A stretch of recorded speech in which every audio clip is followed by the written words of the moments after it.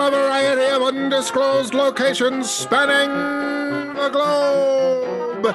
It's time once again for the long shot. Come hell or high water. Tonight, the case of the mannequin arm in the Christmas tree stand. And now, please welcome the host of the long shot, Sean Conroy.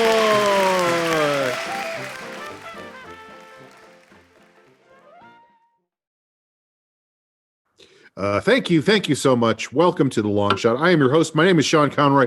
With me today on the show, the carrot at the end of the stick, Miss Amber Kenny is here. You can never get me.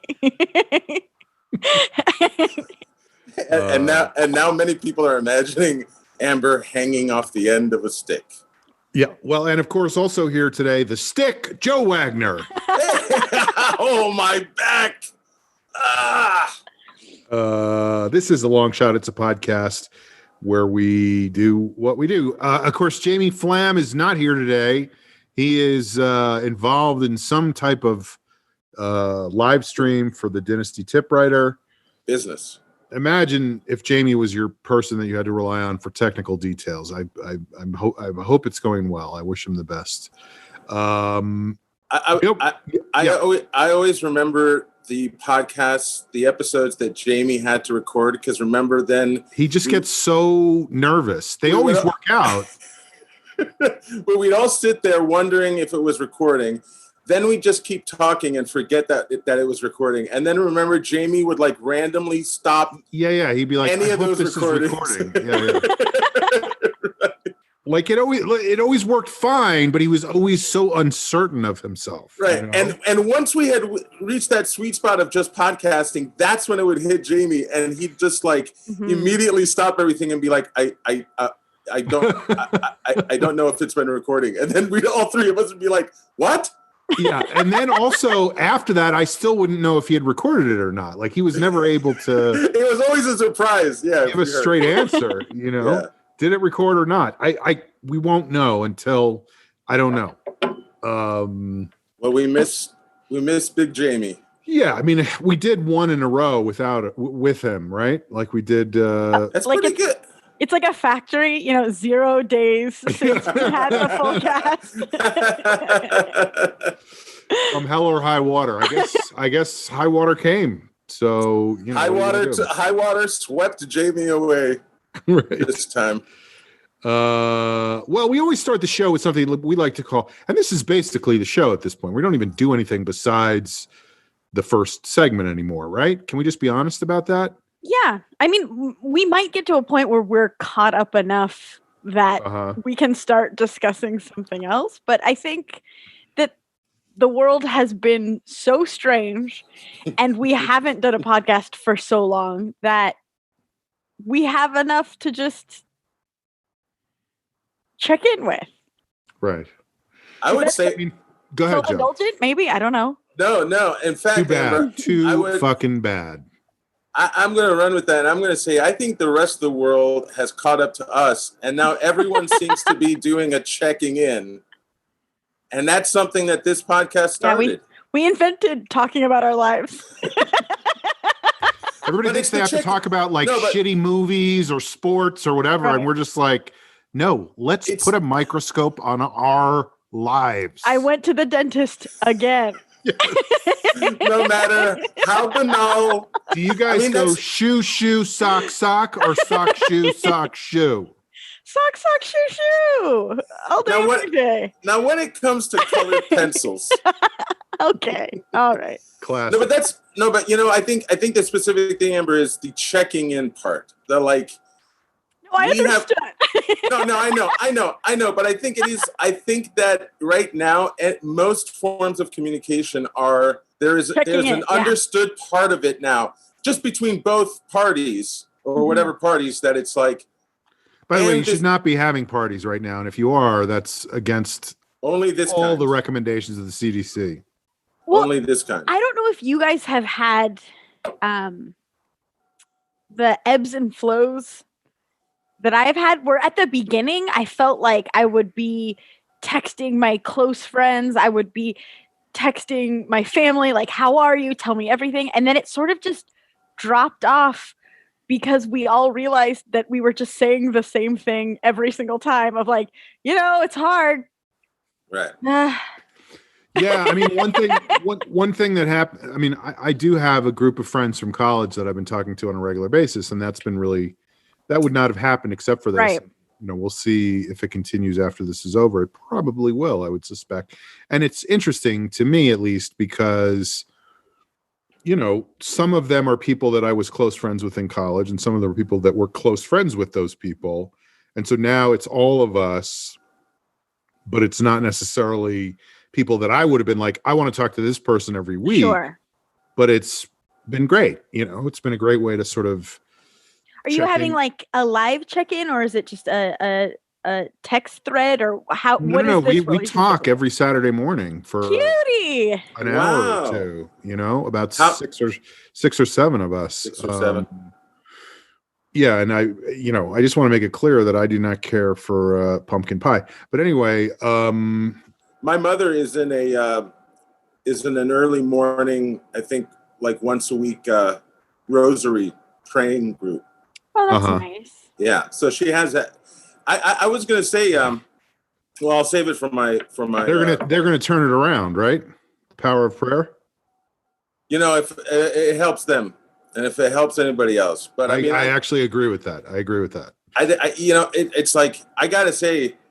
I'll save something for my checking in, but I am surprised. Don't waste the good stuff. I'm just going to say in general, I'm surprised at how well my family's actually taken to this whole new form of communication, which I think has been so challenging and stressful for like again, anything that's happening right now, you can know that the whole country's going through everybody's family has some elderly relative that's like, I need to figure this out, so that I'm not alone.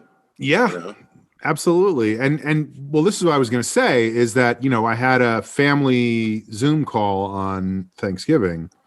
But we did 2 actually, because just the boys, my brothers and I surprised our parents early in the morning because when it's everybody, it's just a whole hullabaloo. It's undoable. Yeah, and for an old really person, is. And for an old person, 10 minutes of that, and like I can see where my aunt's brain just like stops and is like, I've checked out because I can't hear what he's saying. I can't follow this. Yes, absolutely. And it's also, a lot of my nieces and nephews are at an age where, as interesting as I am, it doesn't particularly fascinate them to sit on a Zoom call for 45 minutes. So, different families have different levels of commitment to the Zoom call, where one family might have, everybody has their own Zoom panel, and then another family, everybody's just on the couch together, and half of them are out of frame because they're like, I want to be the fuck out of here. But anyway, yeah, it is a weird, Did you or Sean, you or Amber, did you eat in front of your family? Like no. No. Like on my Zoom. I did. I taunted them with food the entire time. I just realized on my Zoom Thanksgiving call with them that they had food. Like we had decided, like, oh, we'll share the meal. We'll share the time we eat. And it is really funny for just 3 people to sit there quietly eating into screens. I've never seen anything like that before. And I realized I would watch hours of that. It was just so. Well, that was a thing. I mean, that is a thing. That's like. Well, you can watch people eat. Like ASMR. Yeah. Right. But it was. I mean, I didn't want to laugh, but man, I was holding it in. It was surreal. And I guess the nice thing about it was like they seemed pretty chill with, like, they're I'm real happy right now with the chill level that they're at. Like, I'm sure they have some bad days too, but I mean, we're at our ages freaking out now. Add 30 to 40 years on that. It's like, I can't imagine. Yeah, it's interesting because I had the exact opposite experience, which is when we were on the throwing up in front of the camera together.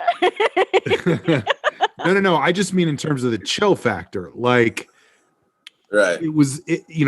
We all got together on this Zoom call for Thanksgiving, and I've been in touch with my parents way more during this than I have on a regular basis before. And they're both, they're strong people. Right. Hardcore. They're hardcore. Like, they're not gonna show, no such thing as weakness, but this call was the first time I really saw both of them, how much it has affected them, Right. That's tough. I mean, my dad, obviously has had some health issues and is doing much better now, but that's been very difficult for him and for my mom. And I think there's a part of him that maybe, he doesn't like to be dependent at all. And I think that's been really bothering him. And my mom, who, is basically a hardcore thug. Like, she doesn't give it up for anything. And, she was at a protest against masks, and she was stalwart in her convictions.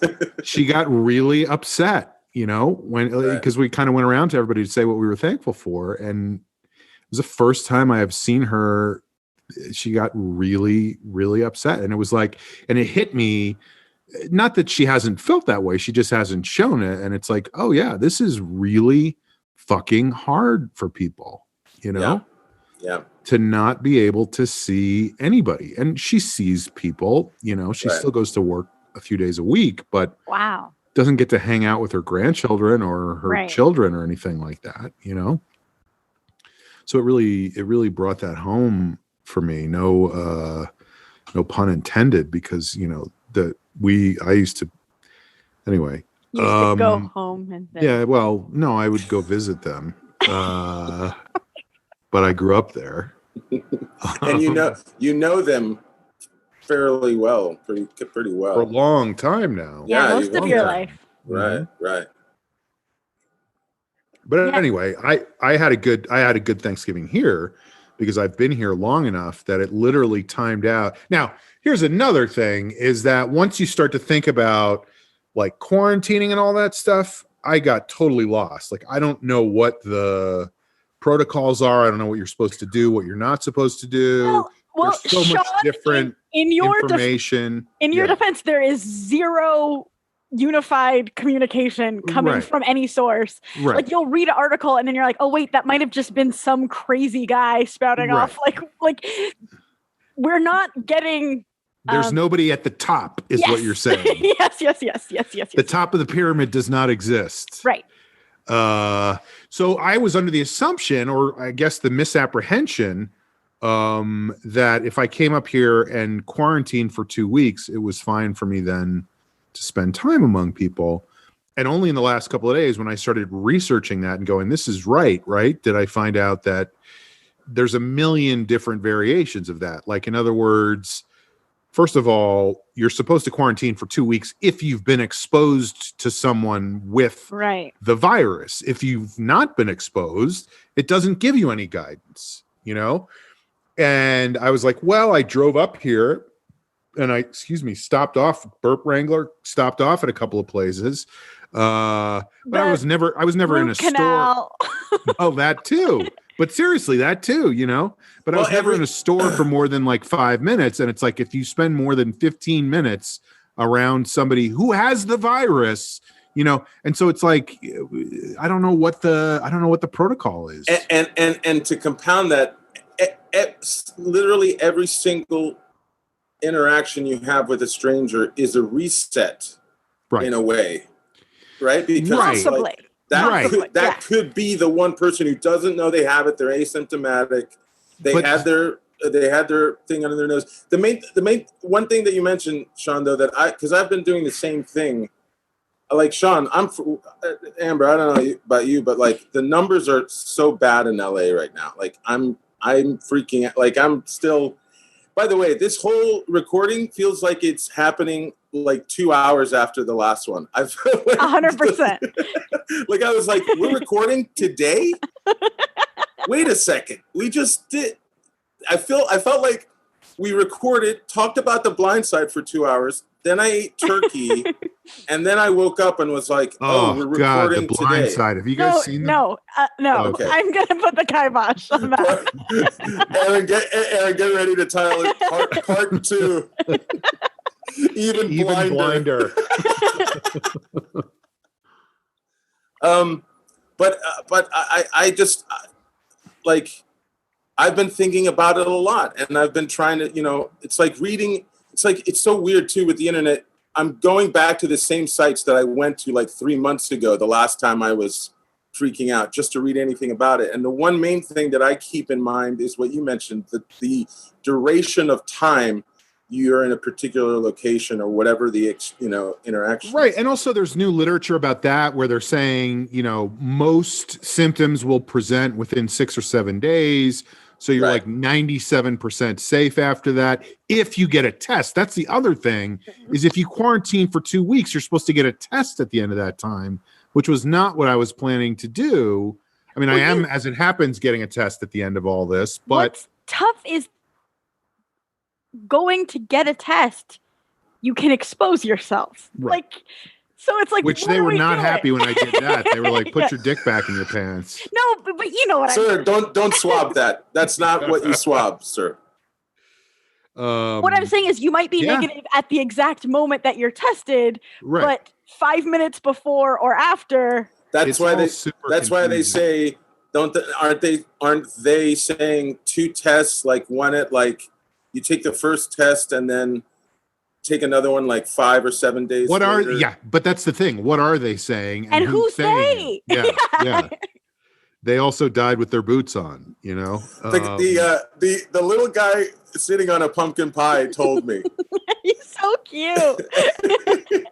But also I'm in a position where my friends are here and I'm like quarantining in their barn. And so meanwhile, they're just living their lives and they're going to the supermarket for me. You know what I mean? And so I'm like, right.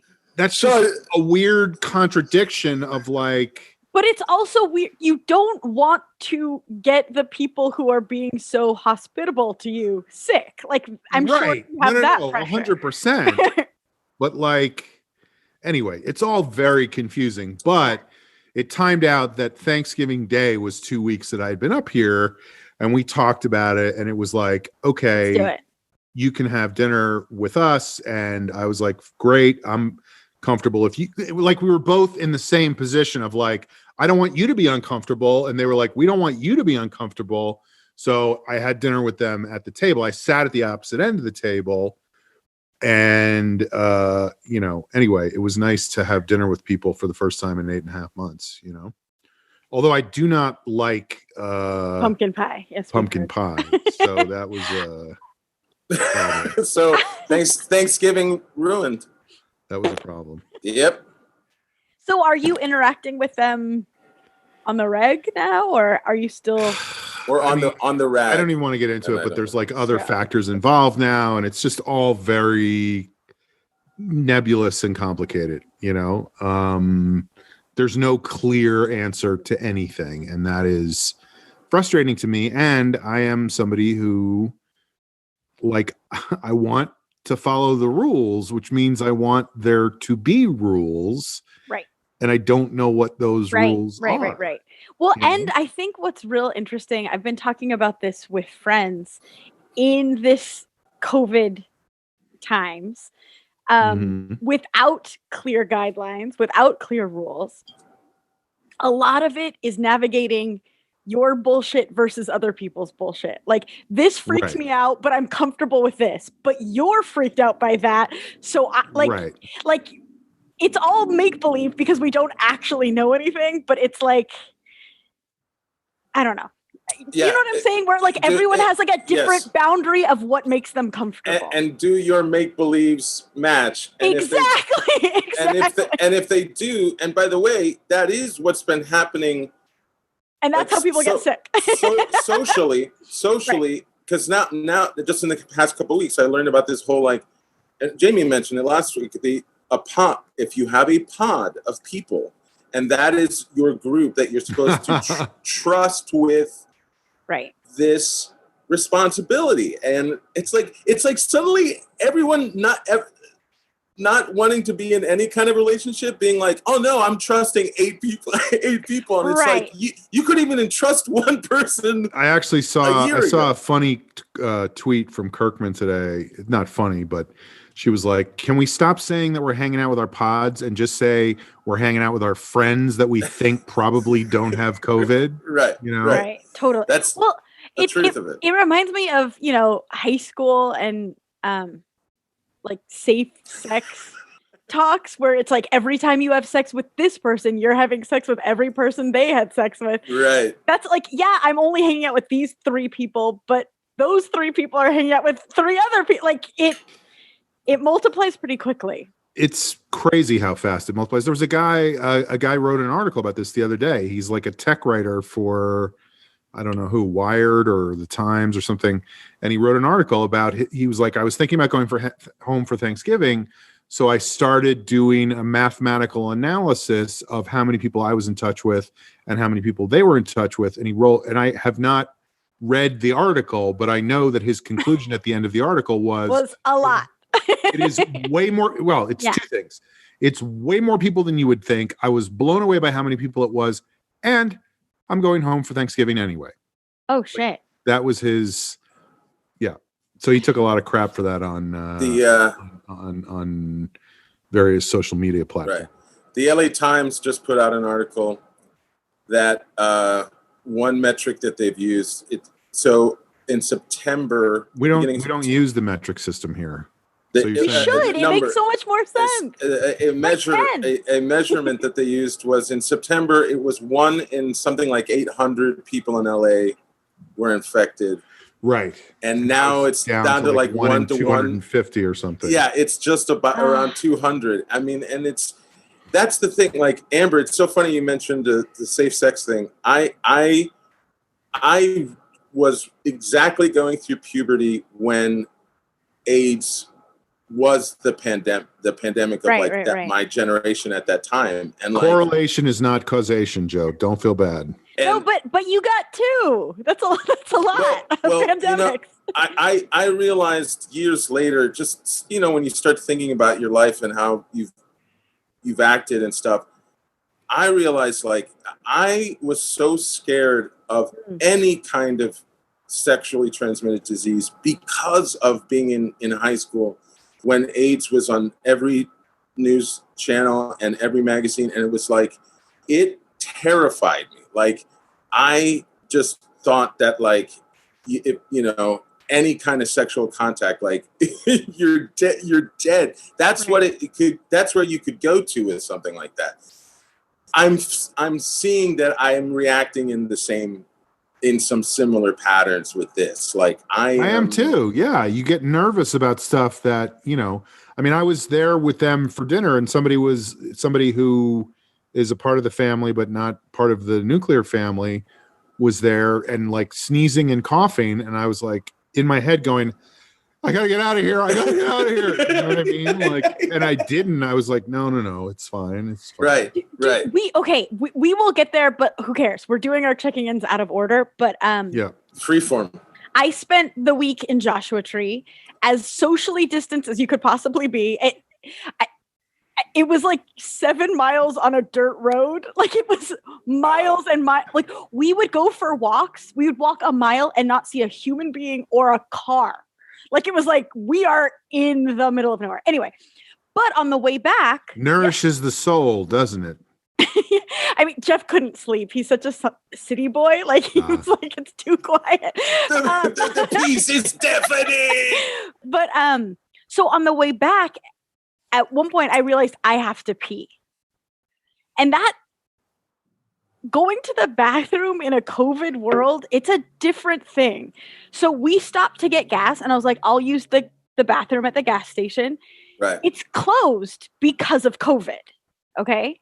Right. So I'm like, all right. And we're driving, and then there's those, those big dinosaurs right outside Palm Springs. Like the dinosaurs have been gone for a long time, Amber. They're like statues. The ones from Pee-wee's Big Adventure. Yes.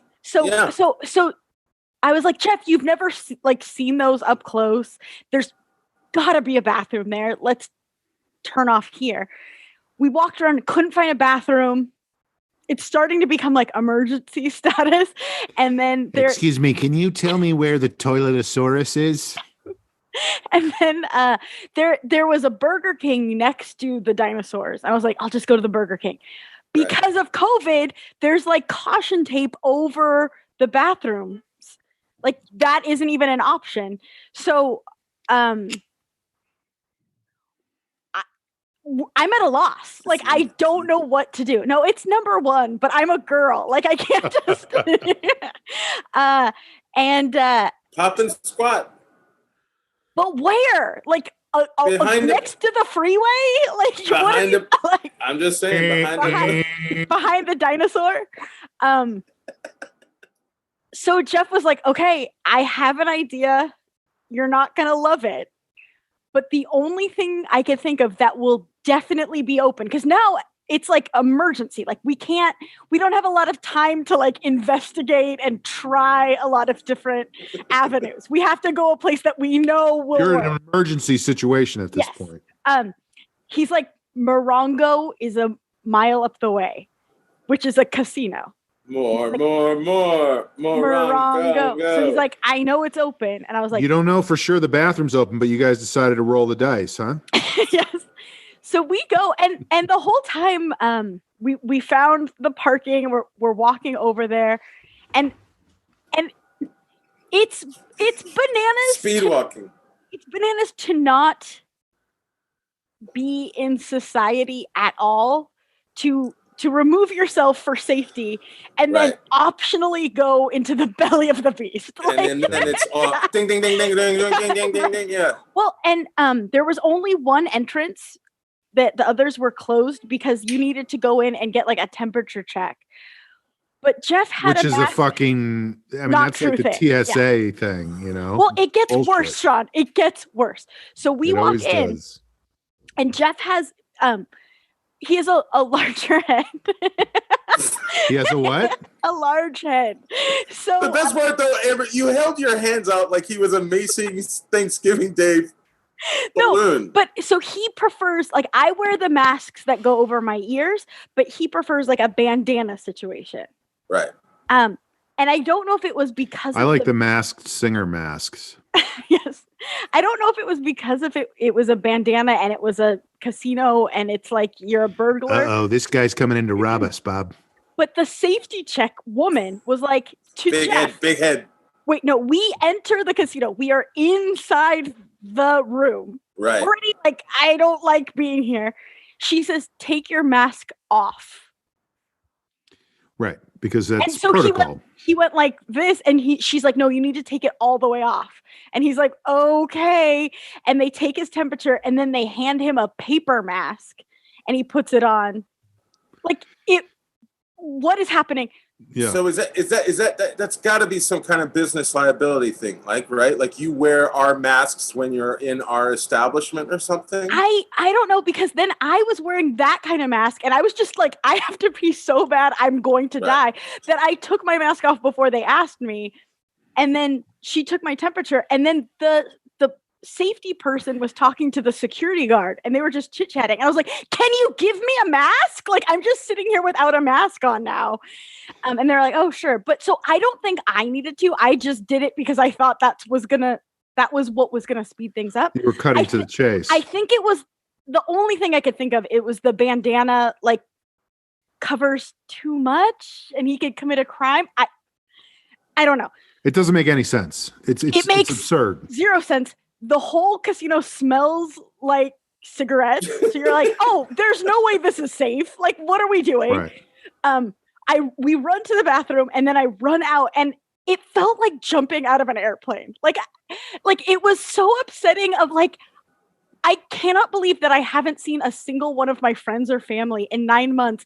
And I might have just given myself COVID because I had to fucking pee in a casino. Like it was so scary and not fun and horrible.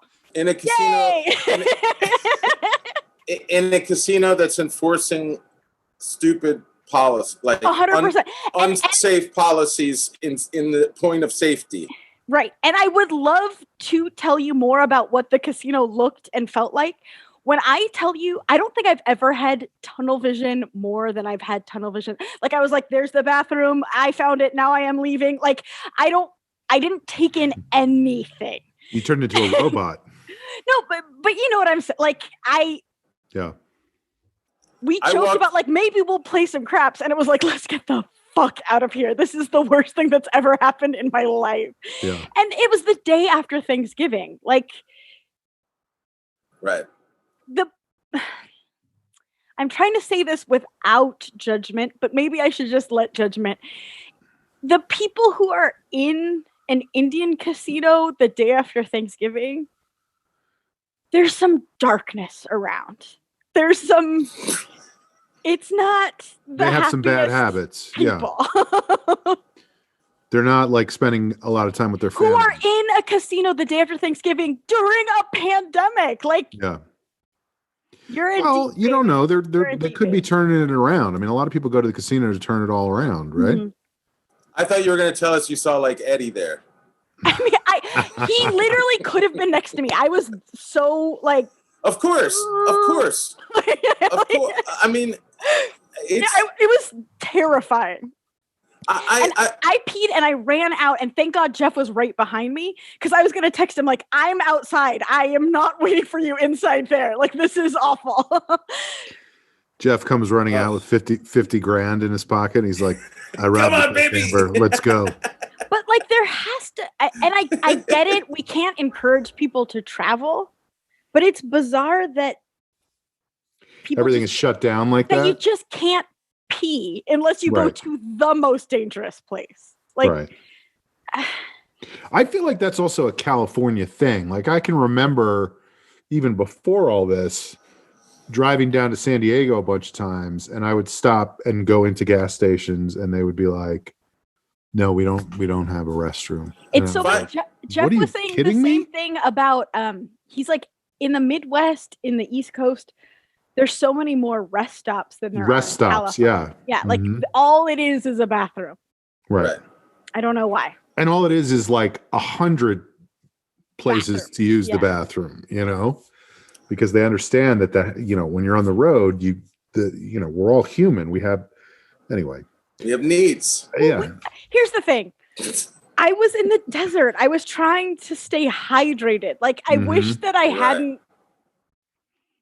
done that. So you're saying even in this journey and getaway of peace, you still had the real world, just the whole crash time. Through, the crash whole time. Through it. I mean, we could talk about it more later, but when we get to checking in, when we start checking in, I was hoping it was like just the one, like this was the one time that like you said, you guys suddenly had to kind of break away from. No, I mean, we went to Joshua Tree the day before Thanksgiving, like the national park. Right. And I was hyper aware. We went for a hike, and we happened to find like a low key hike. And the whole time we were out, I think we saw 3 people, and that was, but like a lot of the big attractions and like rock formations, we would drive by, and there was just like like so many people, and they're wearing masks, but I'm like, I don't want to any part of this. Right. So we would just drive by. Like it's weird to be repelled by human beings, but that's where I'm at. I disagree. Amber, I have literally I have shrunk. I've like pulled my body inwards in moments where I thought I was in downtown. There are a lot of tiny, narrow store spaces. Right. And I had gone in to buy something. I was the only person in there with the woman at the register, and they were getting ready to shoot something. I mean, because they're back to shooting things, right? So tell it to the Chan Man. There was a if you opened the curtain right now and he was there. And there was a location guy who had come in to ask the woman running the business to inform her, like, you got the notice that we're filming and all this. And he's talking, he just starts talking loud. He's masked, but he's talking loudly right behind me. Shoulder, yeah. Right, like no space in between. And I felt this instinctual reaction to try to make myself as small as possible. Yeah. Like if I could literally inhale myself into my mask, because I've just had, it's just like you're saying, the idea that somebody, it's terrible. It's really tragic that the first instinct now you have about any other person is they could be a danger. That's a weird thing for I think, people to process. But it's practical. It's like, this person could actually kill me. Right. You have to. I think you have. It's like, if this is assuming that you think any of this is real. Well, and it's like what? I mean, it's like, I guess ignorance is bliss when you see people like partying, and it's like, all right, well, I hope you don't get it. I sincerely hope you don't get it.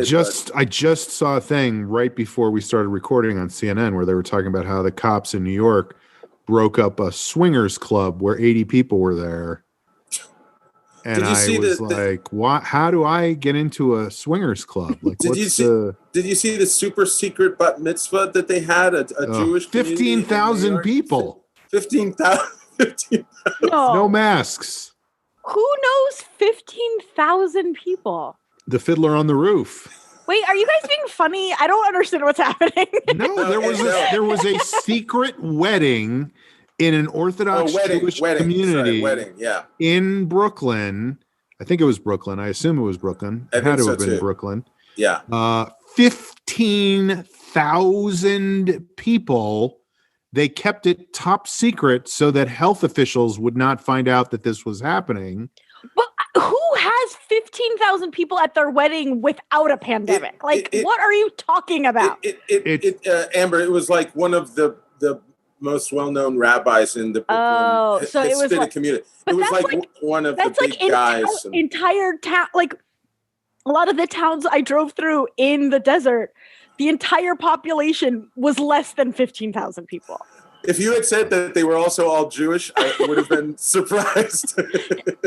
Amber, would you like to stop and use the bathroom? We have the best Burger King. It's the best Burger King. Oh, I think she's going to Morongo. She's going to roll the dice. We lost another one to Morongo. But yeah, so they had 15,000 people. I mean, yeah, people just disregarding it is, you know, I saw, again, a thread on Twitter right before this by an NBC reporter, I think, who spent the last 3 days down in Appalachia, where people are coming into the hospital all the time. And they don't believe that COVID is real, so therefore they cannot have it. And then when the hospital says, no, look, these are your x-rays, these are your vital signs, you have COVID, they are blaming the hospital for giving them COVID because it is out there that doctors are making money from having patients with COVID. It's insane. Okay.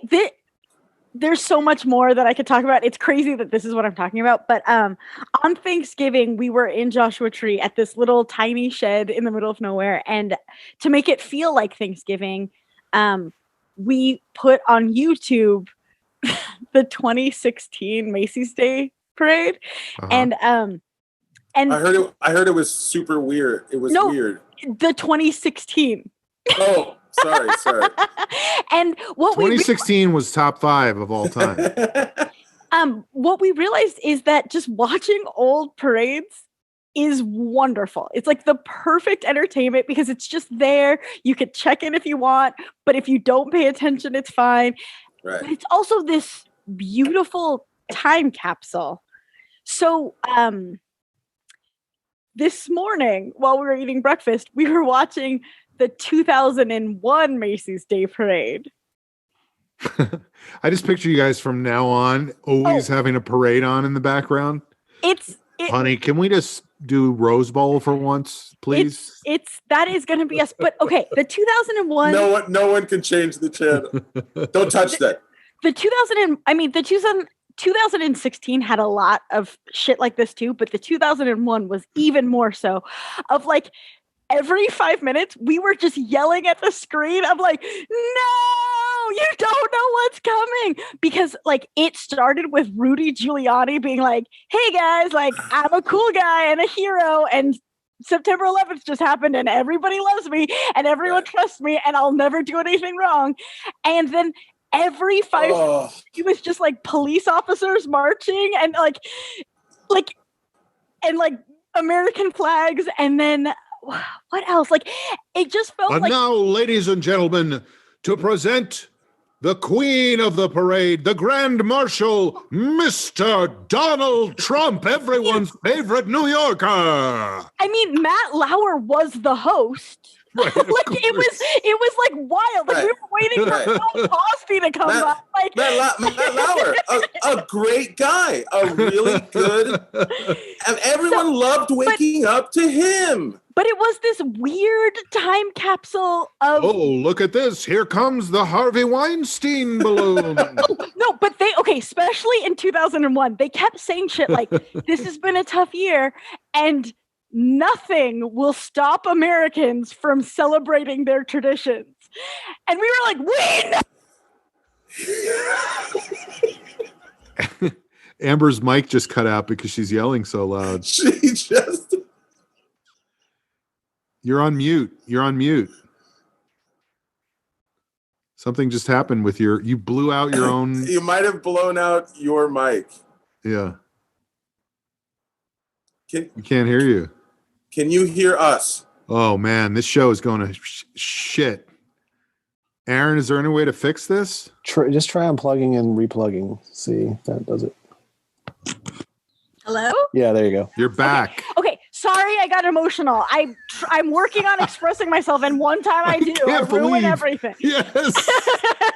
The first ever blown. Amber loses her mind and destroys the sound system.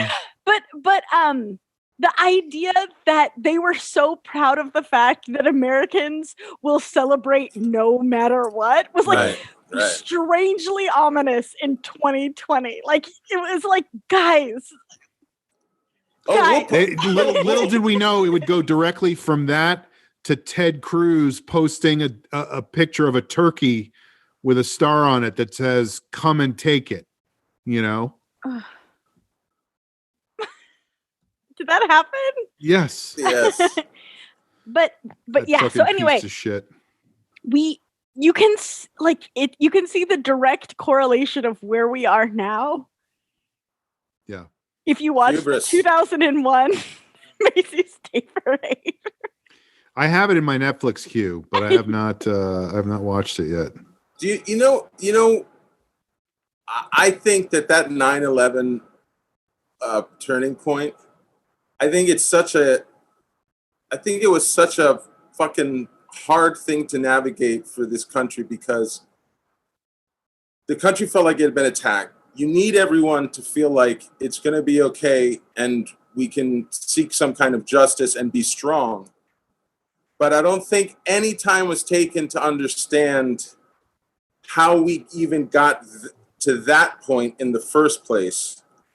And that sense of like, we're America and we'll never take something, this will never happen to us again, or we'll never be unprepared again, or whatever it was, whatever that spirit was, it just ballooned into this, like, we can do anything. And it's like, we're partying into, Totally.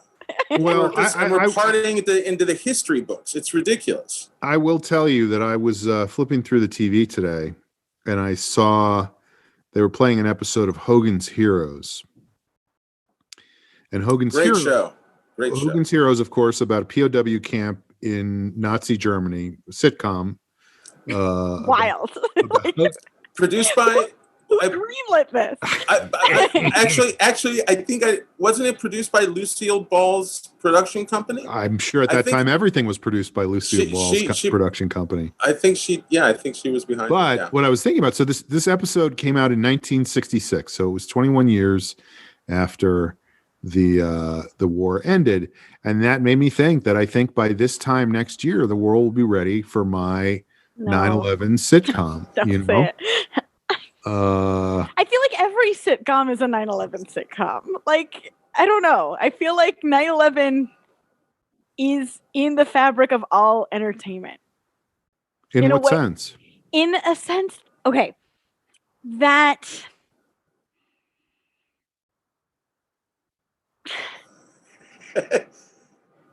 back this up, Amber. Back it up. Well, just that it is so everything is affected by it. Like it's not like it's not. I don't know. Shut up. Yeah, no. Glad to see you talked yourself out of it. You know what? I think, Amber, the weird thing is, I think, of course, it changed a lot. It changed. I mean, you could say it changed everything, but at the same time, it is. I feel like before the pandemic, I mean, look, we had reached the point where everyone says the never forget thing as an ironic joke. Yeah. Because I think there's now a whole generation that doesn't know what it's like to just see like two planes crash into buildings. But now we're seeing something. I mean, the worst thing is when you see the coronavirus statistics compared to the 9/11 statistics, because it's like it's almost gotten to the point where it's a 9/11 every 3 days. And it's so, I feel like on one hand, I understand someone trying to use that to give someone perspective. And at the same time, I'm like, oh, but this is much, like, just beyond numbers, this is much worse that our country can't even understand how to... Without putting it, like, next to another bad thing. Right. How to battle. I mean, like, this is, have you guys seen this great viral ad some country made where it was an old man, and he's talking about as if his generation had gone through a war, but you realize as he keeps talking that he's talking about how he went through the coronavirus pandemic, and he's talking like when they interview like World War II veterans, but he's just talking about like, and I would be on the couch for 4 or 5 hours. I had food and many different kinds of platforms to watch entertainment. Like it was just one of those things where it's like the baseline of what you need to do. Right. To be a hero, it's very, the bar is low, y'all. Right. I'm not wearing a mask. You can't make me wear a mask. I would also point out that 9/11 happened, and on 10/11 was when I did Conan. Oh, no. And I haven't been back on Conan since then, and it's ending soon. So I wonder if now that the coronavirus is happening, another major tragedy for the United States, should I try to get in touch with them and say, look, last time you guys had me on was because of this other thing. So now, I don't know. I'm just thinking about it. I'm spitballing. It didn't help, by the way. It didn't help, by the way, when Conan on 10/12 was like, he started off the show by seriously talking to the audience and saying, "I'd like to talk about what happened on 10/11." Just remember 10/11. The Sean Conroy stand-up appearance. Yeah. Yeah. Amber was like, "Okay, go ahead."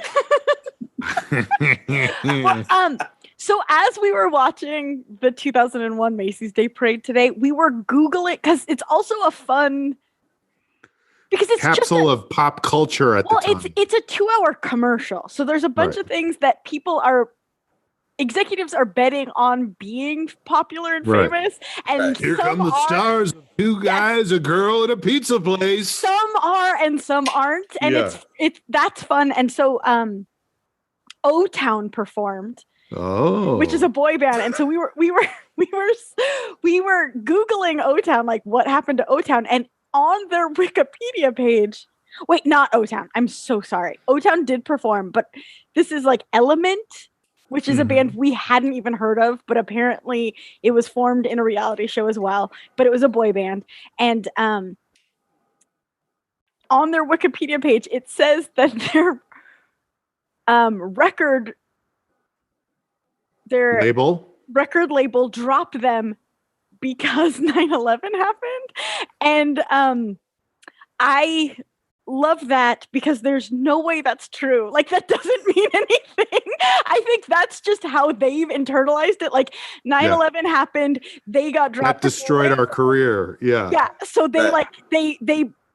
they combined the two events, even though, like, there's no way. What happened was the record label listened to their record and were like, this is worse than 9/11. We need to drop these guys. Well, I think it's great whenever you can use 9/11 as an excuse for anything, right? You know why we're at where we're at? What? 9/11. Also, That's true. In the 2001 Macy's Day Parade, they did a performance of a Harry Connick Jr. musical that I had never heard of called Thou Shall Not.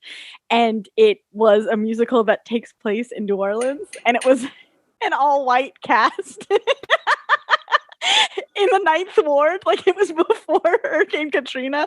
Anyway, it was just like, wow. Everything is different now, and it's the blind side of musicals. Yes, he was big time then. That was after he did his Jesse Jackson impression in Independence Day, right? Didn't he do an impression of Jesse Jackson in Independence Day? Harry Connick Jr.? I think he did. He can get away with it because he has the New Orleans drawl. All right. Well, this feels like a good place to take a break. So yes. before we go down the Harry Connick Jr. wormhole. Yep, he did. Next. Well, let's take a break and then we'll come back and we'll do checking in. We'll start checking I feel ready to check in. Yeah, me too. All right, we'll be back in a moment. Hey, folks, this is Sean Conroy. You're listening to The Long Shot. Obviously, it's a podcast, so you're somebody that's familiar with that oeuvre. And I just wanted to let you know that there's another podcast you should check out. It's called Sean Conroy Gets Happier. And I did about 19 episodes last year, and I'm working on the second season right now, but the first season is still available. So if you haven't listened to any of the episodes yet, feel free to check one out or start at the beginning and work your way through. It's available on the All Things Comedy Network, and it is on iTunes and Spotify and iHeartRadio. And if you come to my place, I will actually act out the episodes for you. So let me know if you're interested in that. Back to our show.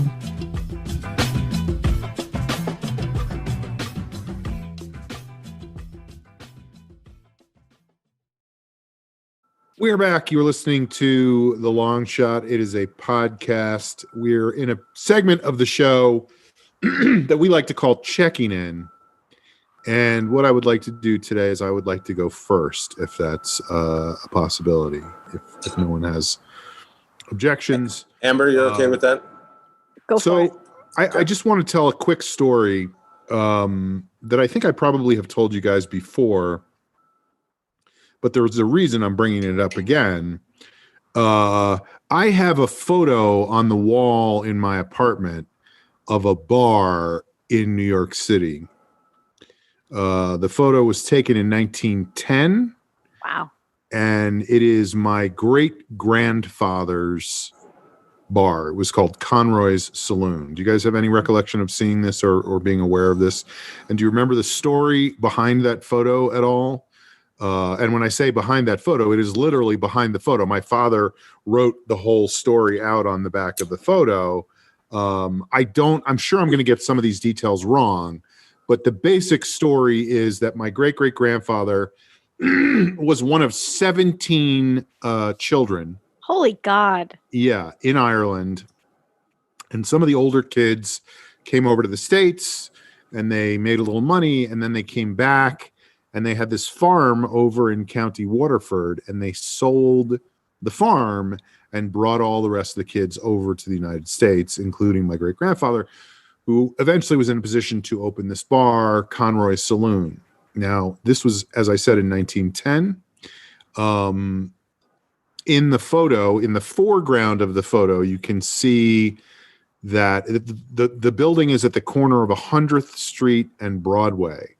And you can see that the street is all dug up in front of the bar because that was when they were putting the subway line in. So it was literally right when that was happening. Wow.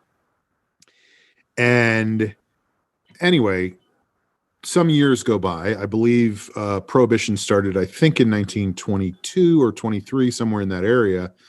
So Prohibition was started. He had to close down his bar. He then opened a grocery store way uptown, up in what is now Harlem. Then it was Harlem. And he had a speakeasy in the back of his grocery store. And, Mr. Conroy. Yeah. And so one day, some guys came in to rob the place, and they hit him over the head, and he was taken to Bellevue Hospital. And the next day, his oldest brother, number 1 of the 17, I think my great-grandfather was about number 8 or 9. Oh, my God. Number 1 was going to visit him in the hospital, and on his way to Bellevue Hospital, he was hit by a truck and killed. And so they both ended up dying on the same day. He died in the hospital. His brother died in the street.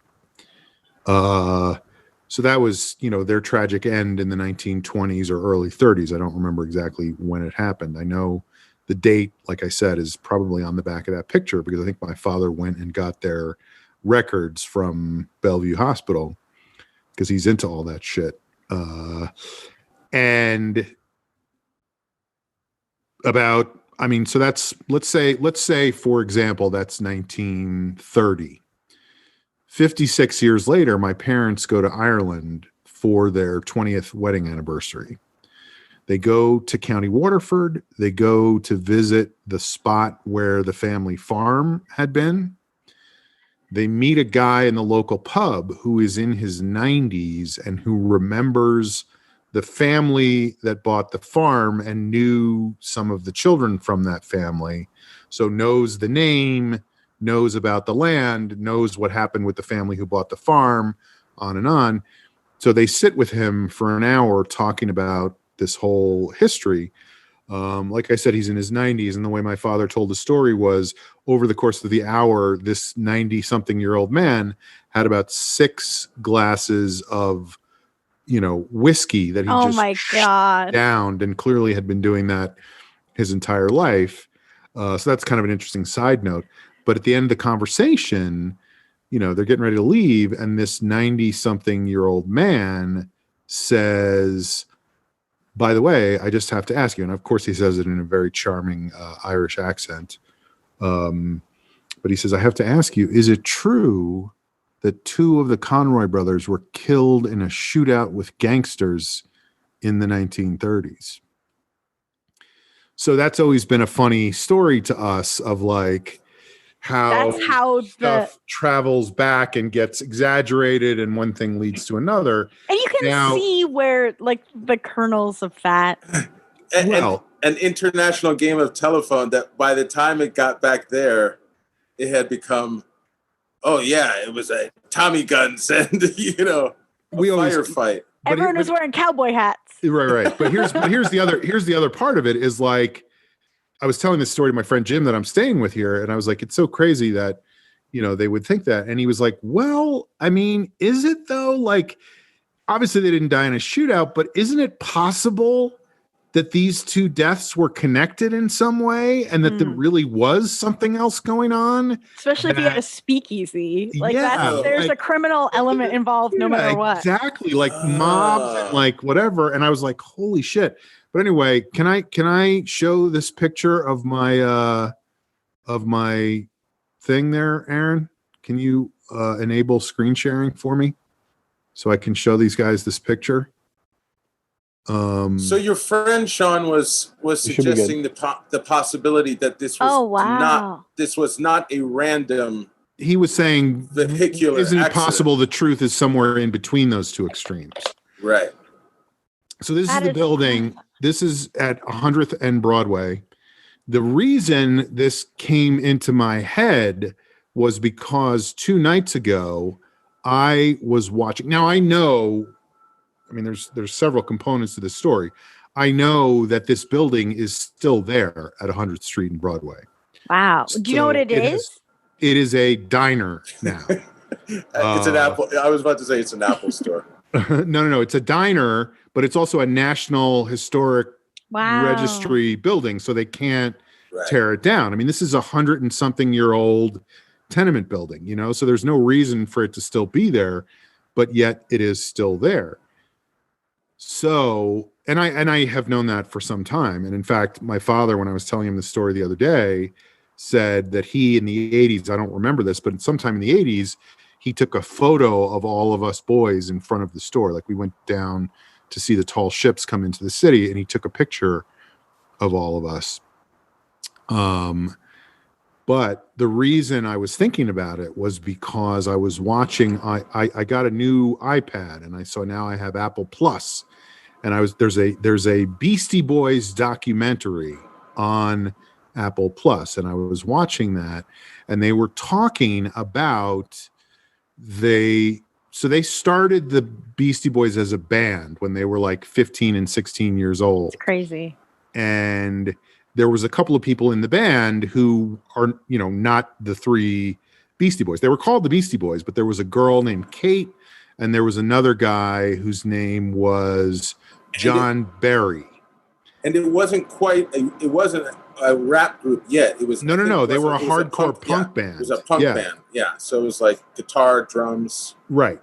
So this was in 1979, and one of them was talking about, we were hanging out at John Barry's apartment, and we were, you know, screwing around. We wanted to do this band. So John Barry had a party at his apartment, and we played our first show as the Beastie Boys. And he goes, John Barry's apartment was at 100th and Broadway. Whoa. And they showed, why is it not showing what I wanted to show? Hold on one second. Anyway, you know where I'm going with this. The Beastie Boys played their first show at your grandfather's. In that building, on the 3rd floor of that building. That's crazy.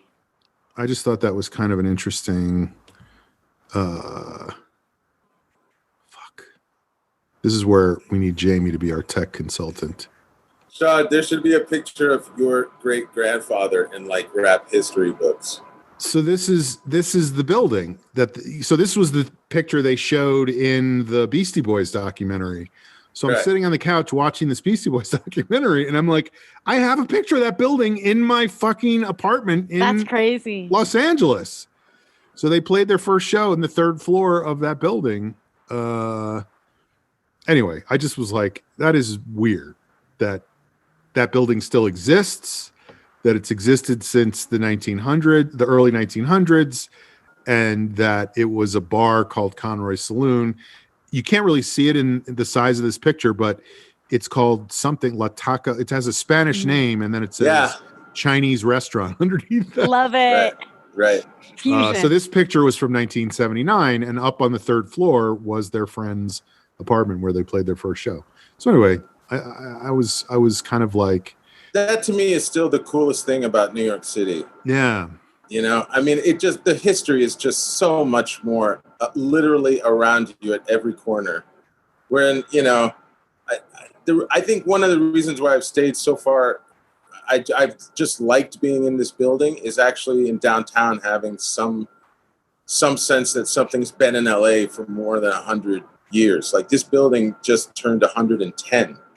Yeah. Wow. You know? Well, downtown LA is no joke. It's one of the best preserved downtowns yes. in the country. So if they have to film any old right city, they go to downtown LA because it's the same architecture, right, which is pretty cool. That's cool. I think I've mentioned it on the show before.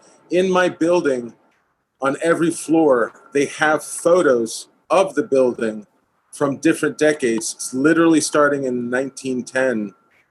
And cool. The one that's right outside my doors by the elevators, they're giant photos. And I can see the same intersection that's right outside my door in like 1939. It's full of people. Every guy is in a suit.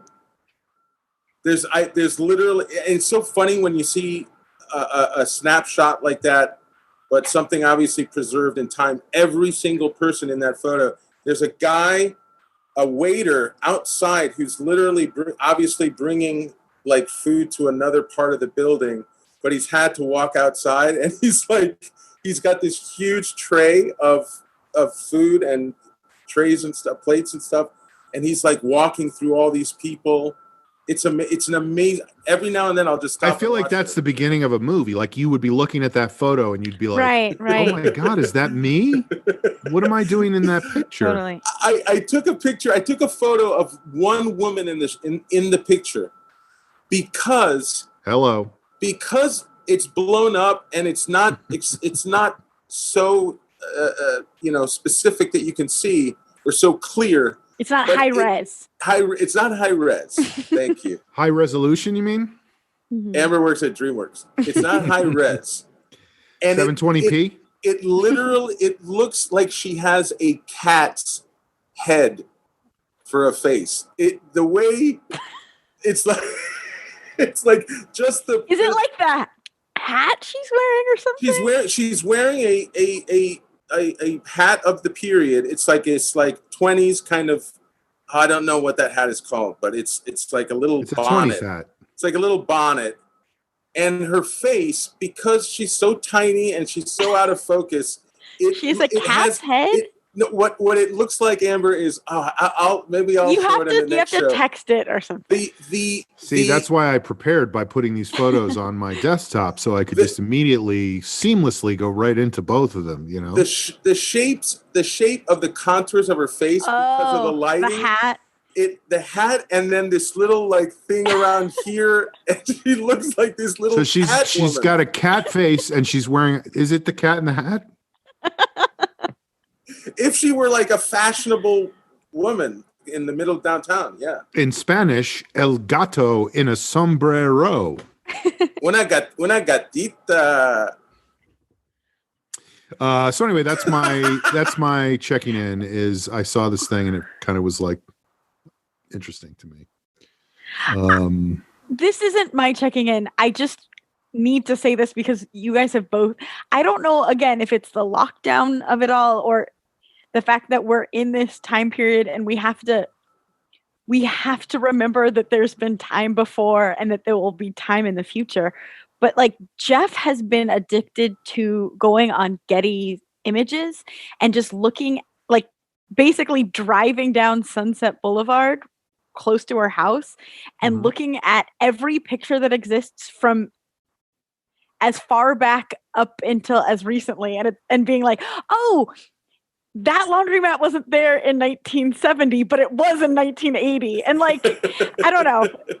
And then it was gone in 84 and back in 89. Totally. Someone keeps transporting the laundromat. Totally. And there's certain businesses that like, there's a building close to us that it just can't stay in business. It's ever since I've been there, it's been a new business about every year. And it looks like historically that is also true. Like it could be a curse about that building. Sort, yeah, like that building has never been the same thing twice. So far, I have three movie ideas out of this conversation. Okay. One is about the building that's cursed.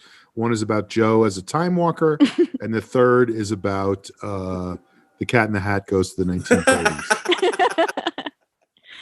But I don't know. There's something comforting in seeing the world before. You know what I've done, Amber? Like Jeff, I spent hours one night on YouTube watching videos of people's, they've just put up their parents' home movies from driving through LA in 1969 or 1974. Yes. And it's literally just driving footage. And it is, I mean, again, with everything we're going through, it's so, anything that takes you out of the present and gives you some perspective, it feels like a relief. Just, like you don't really know it until you're feeling it. But it's like, I think anything that's tied me to any sense of like, I remember halfway through this summer, I was like, I just want to not fuck up, not get sick, so that I can see the end of this. Mm-hmm. Like, I want to see the other side of all this. I'm so curious to see what society will look like. Like, what things we as a people will deem not important and things are important. Because we kind of can choose at this point. Yeah, we were talking about that today in terms of like where people are going to live, because it has become evident that so many people can do their jobs wherever and don't need to be in downtown Los Angeles or New York City or anything like that. So how is that all going to sort out? I mean, and plus what we're making off this podcast, I mean, it's just been an incredible benefit and sustained all of us so well. I don't know what to say to that, Joe. Renegotiate our contract. All right. Well, let's keep going. Amber, checking in. Well, you've heard a lot about my last week already. We went to Joshua Tree, and it was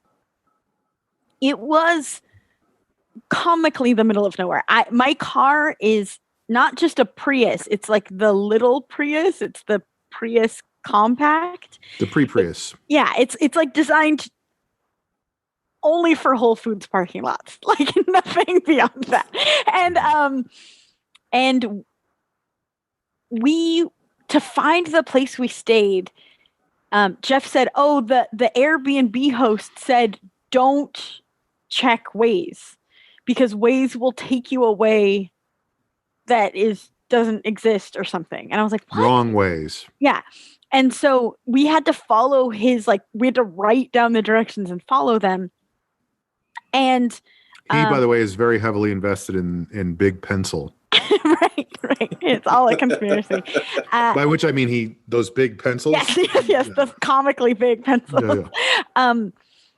So we were on a dirt road for 7 or 8 miles. And when I say dirt road, I cannot emphasize how I know what dirt is and I know what a road is, but I don't quite follow what you mean by dirt road. No. But what I mean is there are some dirt roads that you're like, it's not as paved as I may want, but this is a road. I mean, we were like it was. Is it like dust? Like when dust is kicked up, Amber? Dust is being kicked up. It like you. I think because we had our luggage in the back and we're such a little car, every bump, we had the radio on. You couldn't hear any music playing because it was so like. So you're saying the pavement was extremely cracked? Like there was a lot of cracks in the pavement? No, sir. John, it was dirt. It was dirt. But it was like a macadam or zero pavement. And the blacktop needed to be resealed. Correct. Yes. There was no blacktop. So we find it. I mean, one of the turns, it was like right. It was comically in the middle of nowhere. It was shockingly in the middle of nowhere. So you guys felt a little bit like you were being set up. Like it's the beginning of a horror movie, basically. Oh, yeah. This is movie number 4, by the way. You're just making the money left and right. But so the next day, there's more we could get into that because we had to get there. Our car was packed with our luggage, and then we had to go back down to go grocery shopping because we had no room in our car for groceries beforehand. And I was like, we're gonna do this again, and the sun will be set. Like, this is terrible. This is a bad idea. But we did it, and It was fine. It's an anticlimactic ending. But just I'm gonna rewrite that in the movie version. Sure. We could die, but we didn't. Roll credits. And it was beautiful. Like, the sunsets were very beautiful. There were critters. So the next day we woke up and we went for a walk, and I was curious. So I wanted to walk to where the directions that Waze told us. And I immediately understood why the host told us what he told us, because when we got to the street that Waze told us to take, it also wasn't paved, but it was like deep, soft sand. Like, like we would have been stuck, because there was also, like, you had to go up a hill to make the turn. So it was like deep, soft sand and then up a cliff. Like, you would need like a tank, like a Humvee. It would be impossible. Right. So the blacktop was very cracked on that. Yeah, it was thin. Yeah. And so the street that we were staying on was Leeds, and coming the opposite way, the Waze way, the only marker from the original street to Leeds was I kid you not. It's nothing, bushes, dust, sand, lizards. And then there's a Christmas tree stand with a mannequin arm in the Christmas tree stand. And the mannequin arm, if you look very closely, says Leeds in permanent marker on it. That was the only marker that was the correct street. That is how in the middle of nowhere we were. In the horror movie version, that will be the way that they go. Yes. And the disembodied arm, like it's a real arm. Yeah. No. Look, there's a disembodied arm over there. That's the yeah. This is the right way. That sounds very Joshua Tree too, by the way. Right? I mean that kind of like Joshua Tree. No, but like you're saying, like it was a mannequin's arm in a hole. Right. Because it's like there are a lot of artists that live out in that area. It didn't feel like art. Just felt like a mannequin arm in a tree stand. Because there was a lot of like houses that had like Trump flags, and like it was it wasn't that part of Joshua Tree. I see. The Trump part. But so we were there, and we also were like, okay, great. We're spending the week here. We're going to have Thanksgiving here. Thank goodness we actually looked before we went grocery shopping, because we were under the assumption that there was an oven, and there was not. Just like was there? A hot plate or something? There was a stove, but it wasn't great. Like a stove top. Right. There was a dishwasher, which we don't have normally, so that was exciting and felt luxurious. I mean, I believe if you have a stovetop, it's Thanksgiving, so you can make stuffing, right? Isn't that a big stovetop thing? Correct. Stovetop stuffing? No. But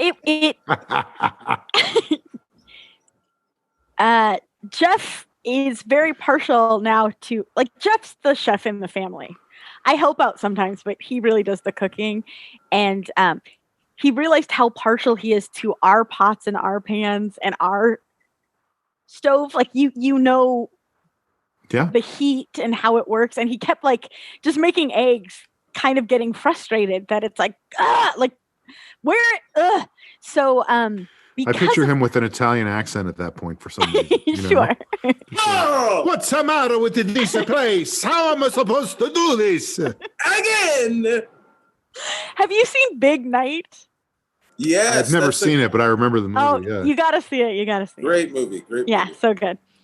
I have no thoughts on it. Just that is a movie, and they're Italian. It's a good movie. But so because of that, we wanted on Thanksgiving, we had brought potatoes with us. He had brought his potato masher. That's doable. We could do mashed potatoes, but we wanted a protein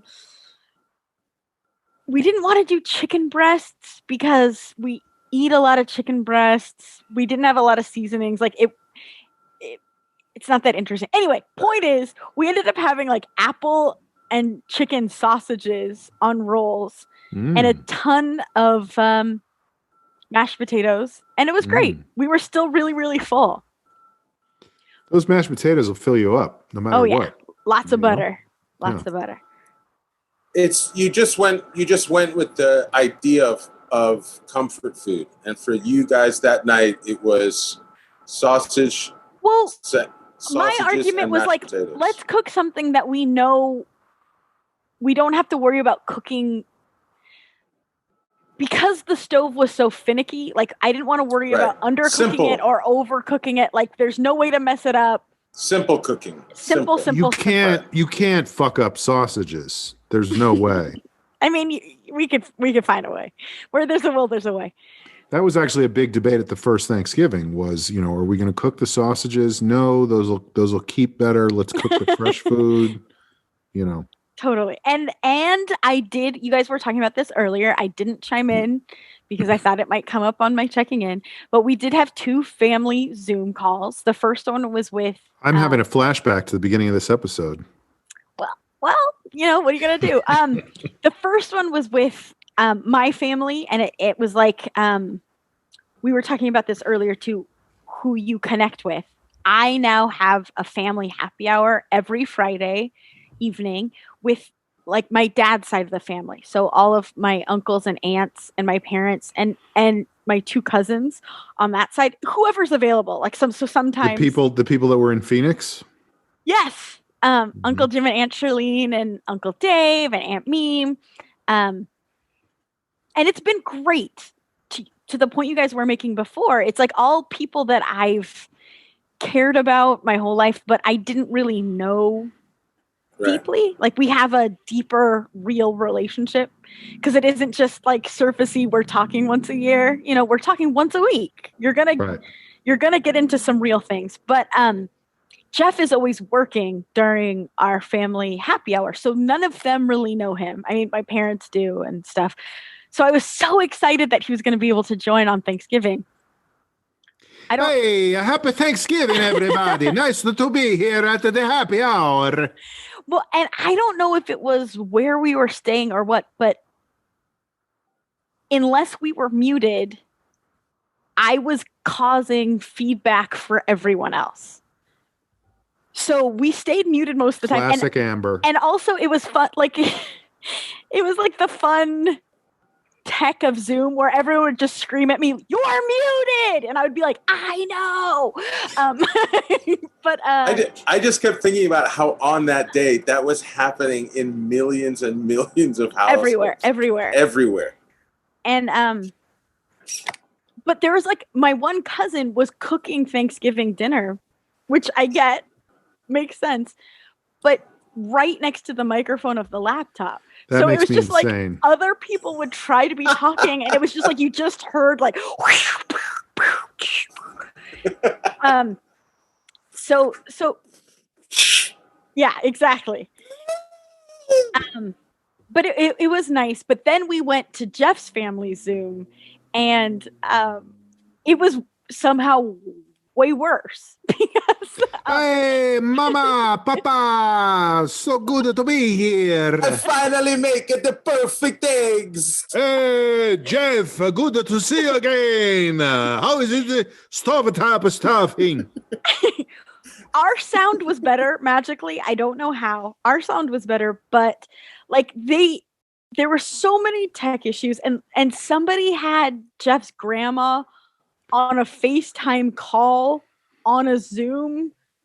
Like it was so many layers of, but the person who had grandma's audio decided to just start playing like Uno or something with the rest of the family they were with.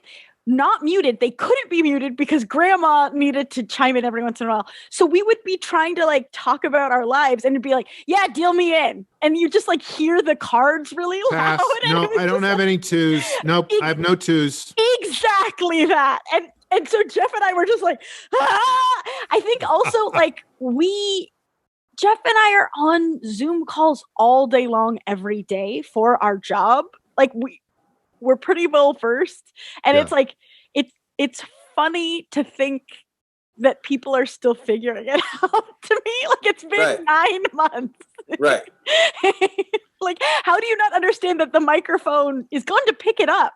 Even if you're not talking, well, if there's sound, we're going to hear it. Here's the other part of that, because I have the same problem when I'm speaking with just my parents, because I will call them on Facebook Messenger. That's how we do it with them. Dark stuff. And my father will put the phone down on the table and put it on speaker. But what happens is my mother will be making dinner and playing Uno and all the things that you do when Tap you're, dancing.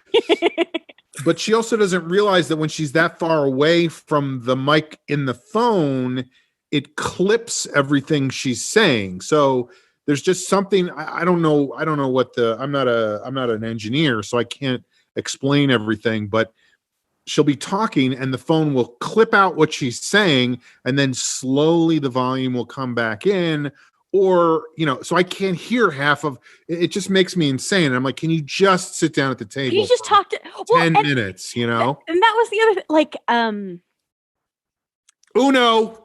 Well, am I the asshole? Like, just be on this call for 45 minutes and then play the game? Like, right. We all want to do other stuff. Like, just do this right now. Just do also, this. It's Uno. It's not like it was Settlers of Catan. I mean, I don't know. Don't quote me on if it was Uno. I don't actually know what. We get all these letters from the Uno Association. Magic the Gathering.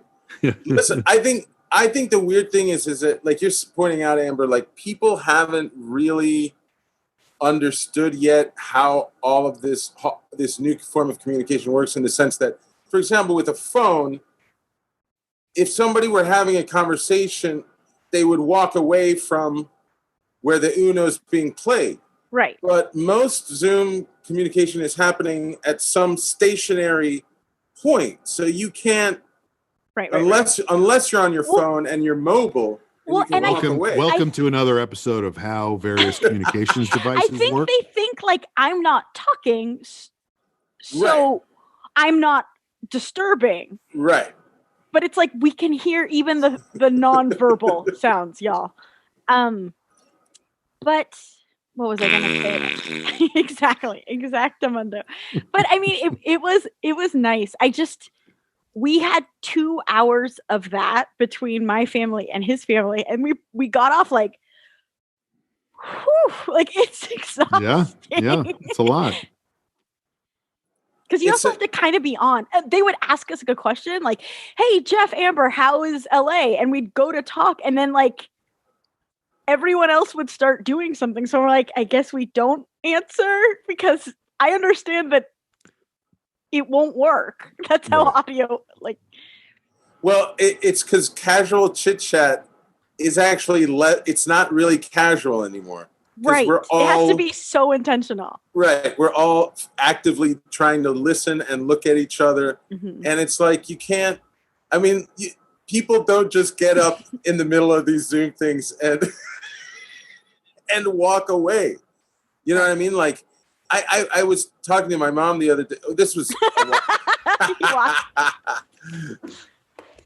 This was a while ago, but this is exactly what Sean is doing. I want to hear footsteps. Exactly what Sean is doing is what I had to remind my mom, which was, she was talking about how she like was watching something on Zoom and she couldn't get up. And I was like, no, you can get up.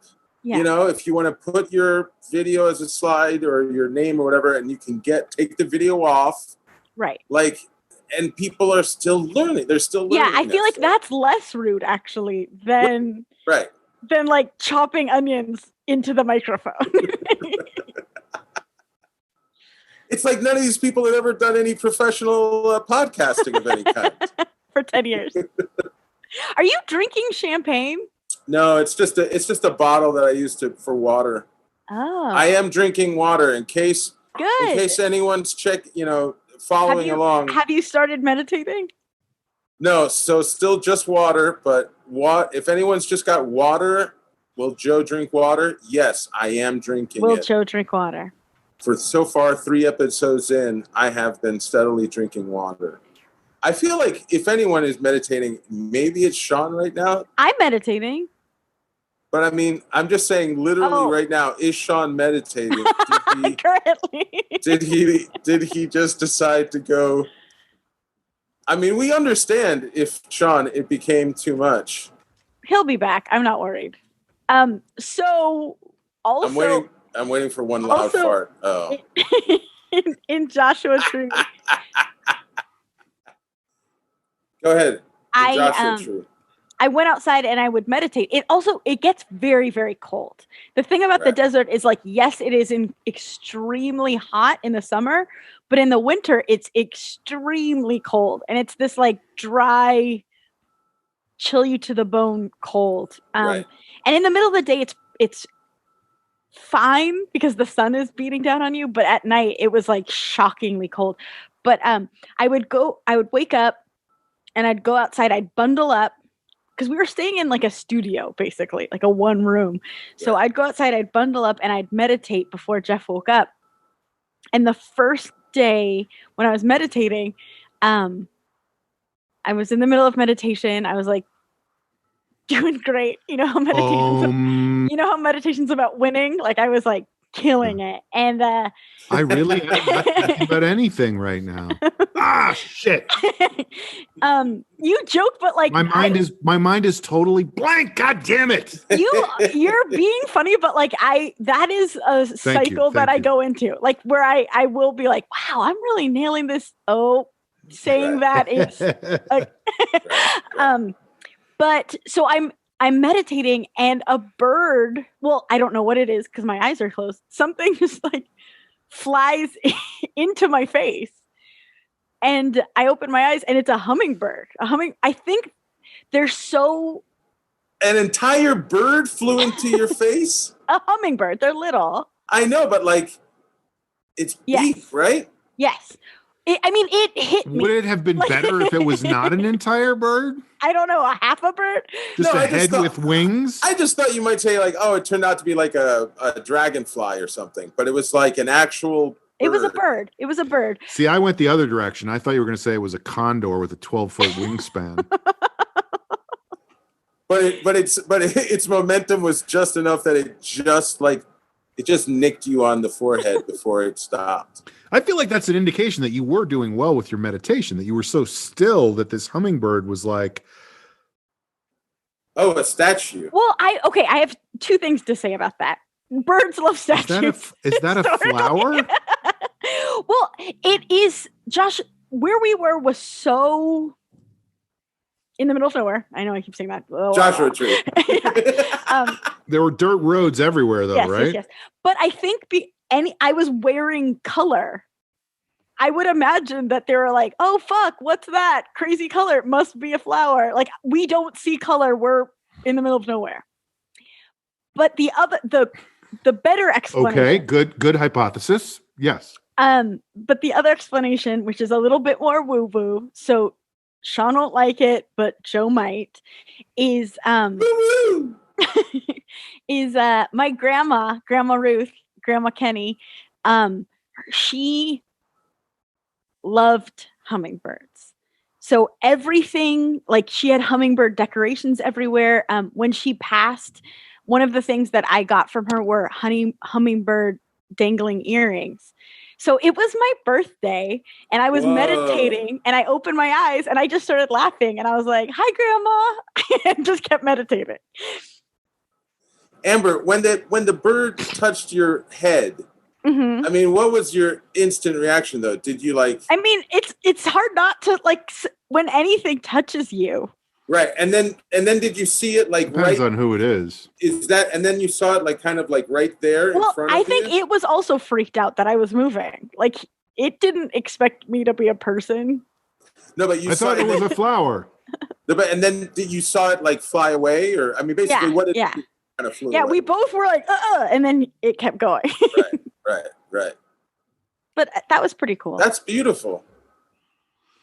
All right, checking in. That's beautiful. Sean, isn't that beautiful? He hates it.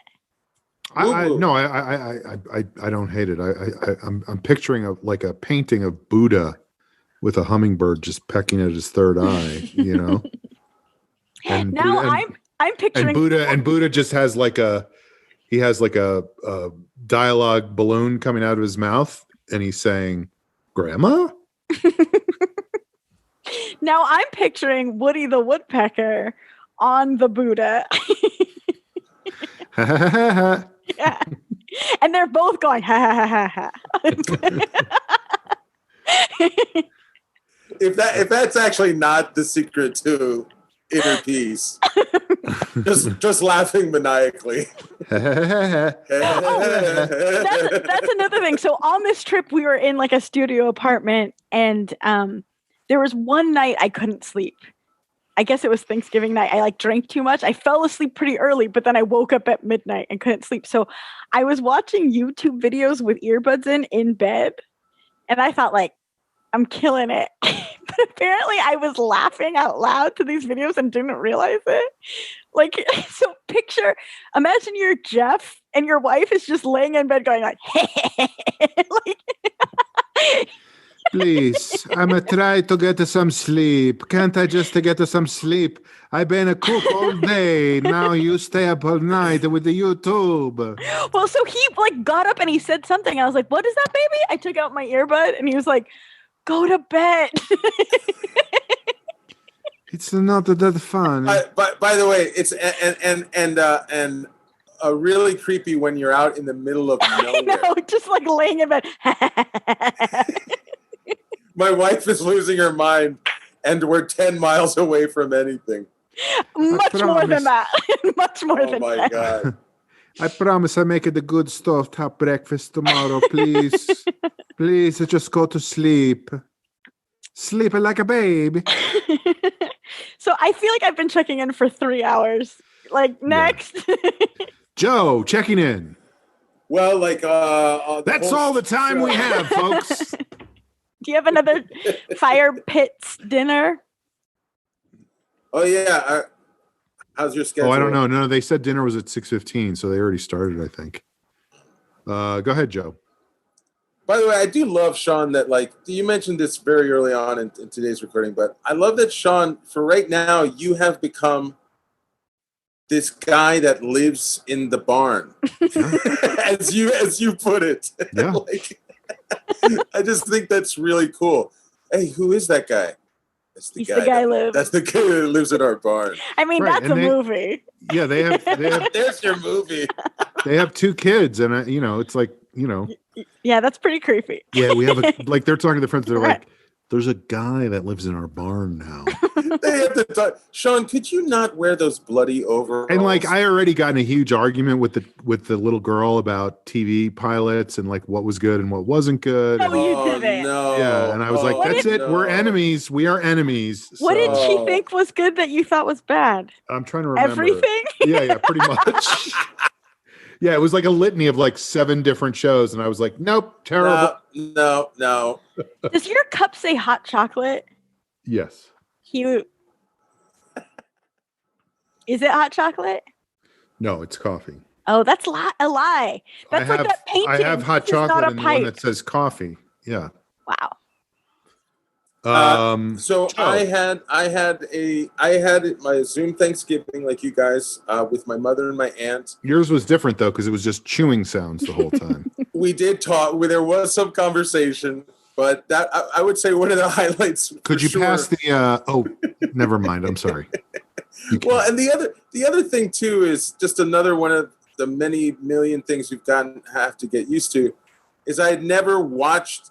Not only other people eating on screen, but myself on screen. So I'm like trying to take good-looking bites, like I'm in a commercial or something. Like I'm on camera. Yeah, yeah, that was yummy. You're auditioning at all times. I ordered a Thanksgiving meal from my local Denny's, there's one that's less than a mile away in downtown. And I hadn't done that yet. I'm struggling not to cry right now. I know, that's one of the saddest things I've ever heard in my life. Guys, come on, during a pandemic, come on. Oh, I didn't say. And what's so fucked up about it is it was actually made by Denny. That was the only person still there on Thanksgiving. I wasn't. Well, I mean, I don't want to be that pitied. I mean, it was like I just wanted. Look, at this point, I'm not going out. I am really trying not to go out, and So for the couple days coming up to... Sir, you realize we're open 24 hours, right? You can come in later. You can come back again if you want. If you want, you didn't ask for pie, but we do have pie if you want to come back later for pie. Not going anywhere. Here's the thing.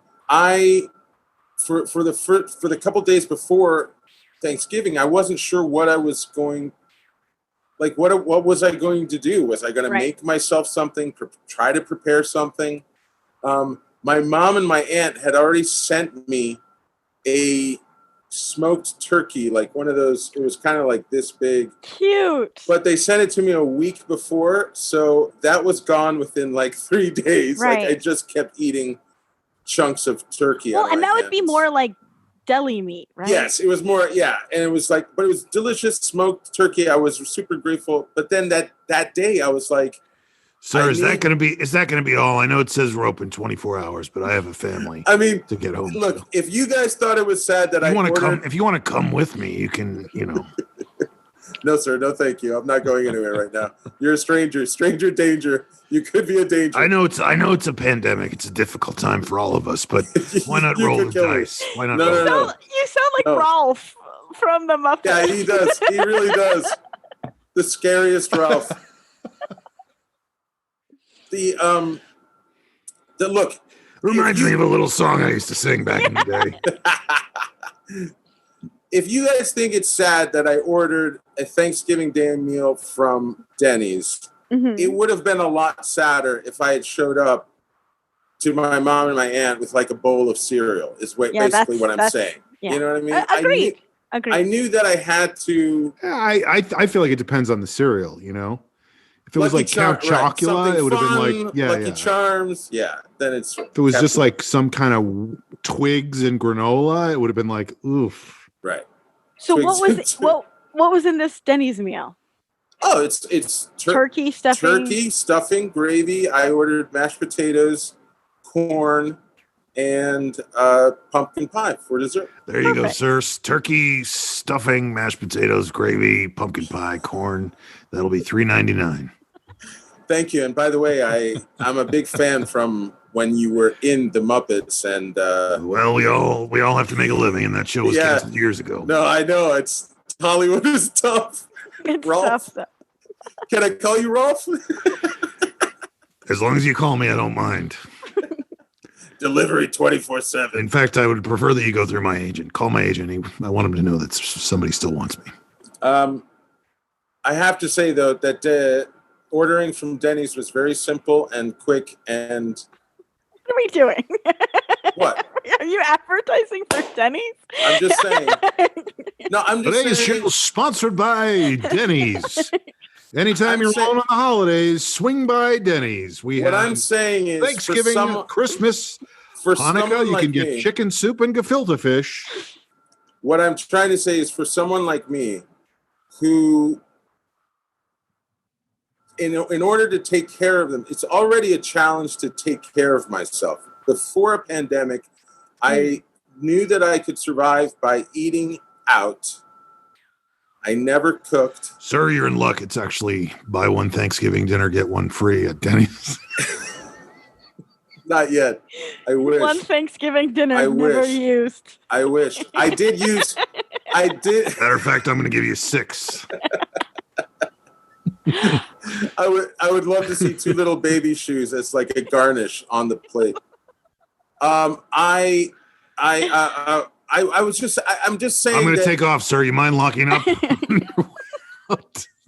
Anything anything about ordering food at this point it's something new. It's something new that I'm trying to figure out, but do in a way that I don't become dependent on it. Sure. But literally for 8 months, all I have ordered from when I have ordered, and I've ended up doing more cooking and buying groceries and trying to eat okay. But all I've done is order from Domino's. Like that's the one ordering experience I've done.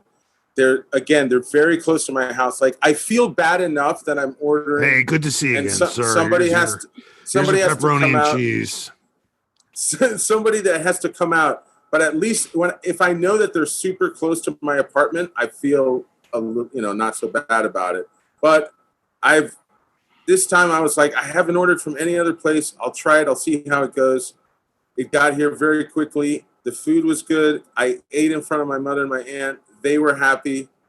At about an hour and a half in, my aunt. Oh, so they delivered to you? Yeah. This was Denny's delivery. Yes, because I'm not, like I've mentioned, Sean, I am not going anywhere beyond. Here you go, sir. Here's your turkey dinner. Did you notice that the lady in the picture outside looks like a cat? I got to see this picture. Did you tip well? You got to tip well. Yeah, I mean, yes. Yeah, I tipped the maximum. Wow, a quarter. Thank you, sir. I tipped the maximum amount. I actually tried to tip more, but the Denny site doesn't That's go. Insane. I know, it's kind of weird. I thought that was fucked up. But for Domino's, yeah, you can always put your own tip amount and you can put more. I mean, I'm really conscious of. That's why, like, I always tip 16%. I'm just like. Boo. I just don't want to feel like. Speaking of boo, come by for Halloween dinner here at Denny's.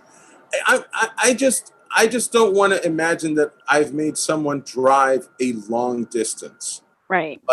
Like I'm already being an inconvenience in that I'm not feeling comfortable or safe enough to go out and pick up stuff. I've done it twice where I walked to the Domino's because it is that close that I can walk. But I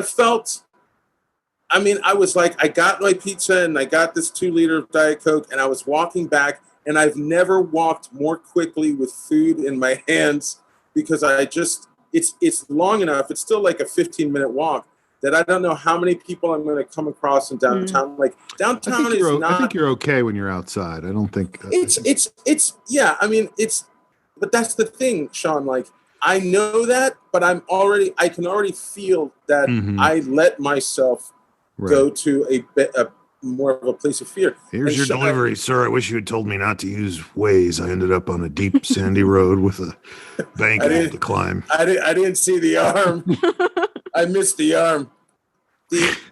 Amber, you reminded me the other night I was walking by someone, and again, downtown is not like a residential neighborhood. It's not like a suburban neighborhood. There's always people on the streets. It's a city. It's hardcore downtown. There's always people. And I walked by someone, and it's one of those things where there was somebody in a car. I'm walking right by the car, and I glance out of my eye quickly, and I see that they have a cigarette. And I'm like, anytime I see a smoker now, I'm become instantly aware of if they're about to take a drag or if they're about to exhale. And I was like, okay, I can get by this guy. Or if they're just waiting to exhale. Right. If it's Angela Bassett, then I stop. If I try to like book right past him, and that's right when the guy just lets out this huge plume that starts that's coming like towards me. Where you could physically see that this is air from your mouth coming towards me. Yeah. Yes. And so I'm like racing with this pizza and 2-liter bottle.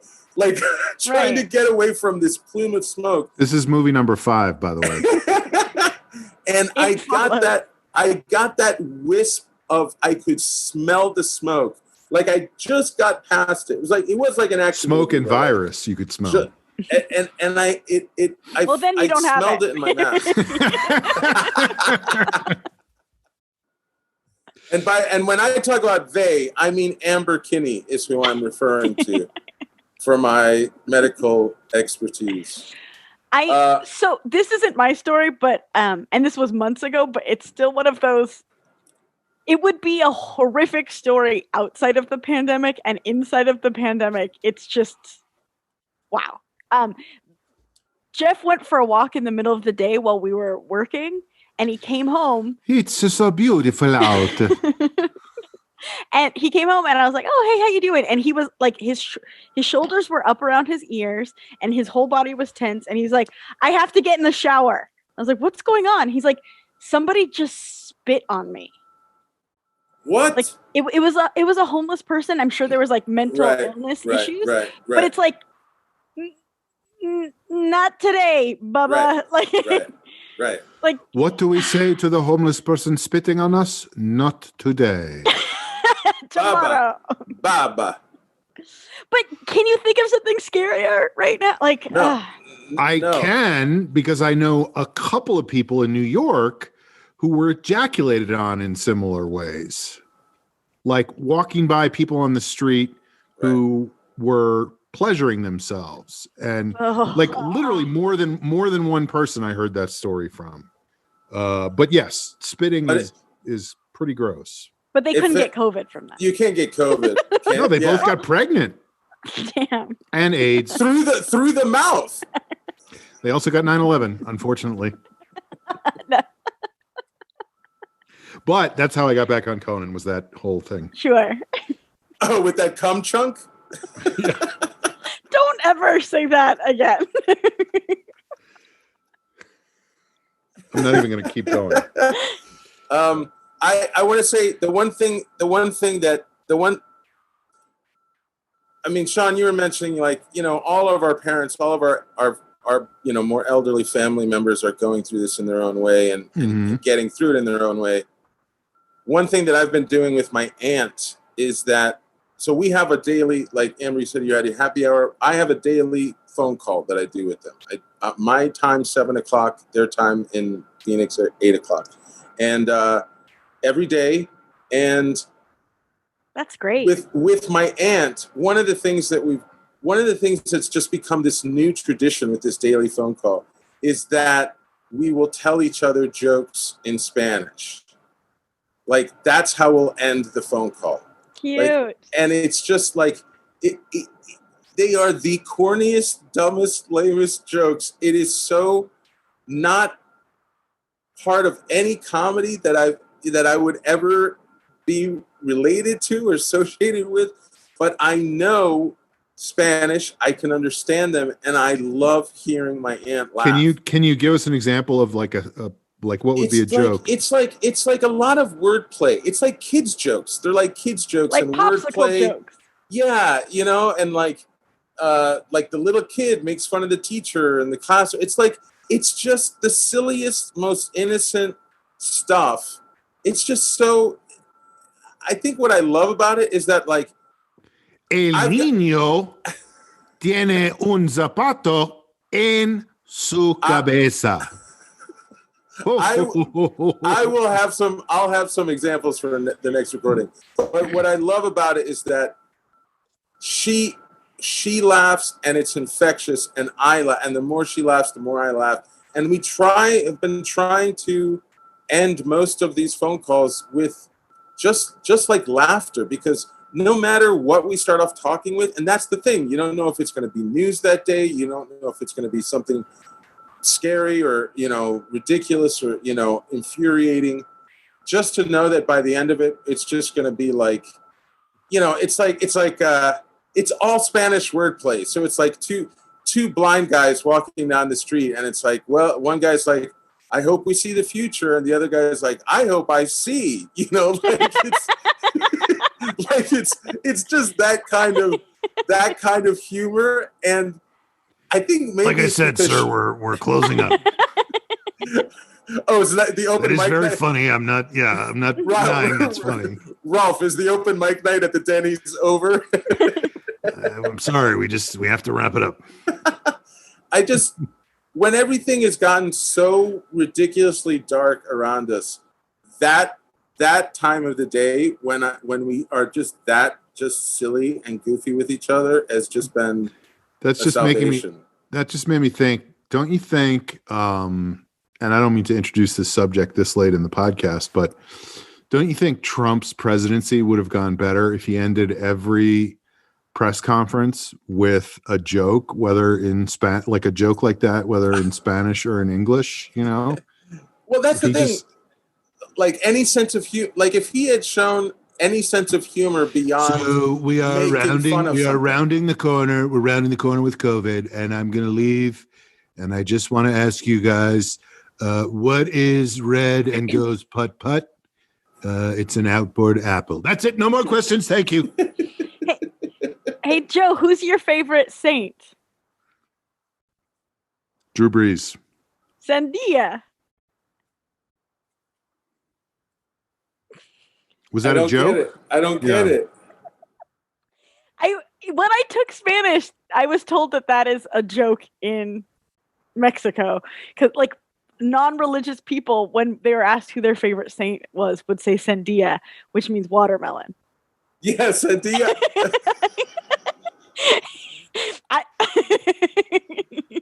That's why I actually understood what you said, but could not figure it out because I was like, did she just say Did she just say watermelon? Just say watermelon, right? But it feels like that's the kind of jokes you're on, like where it only works if you know that that's how it's spelled.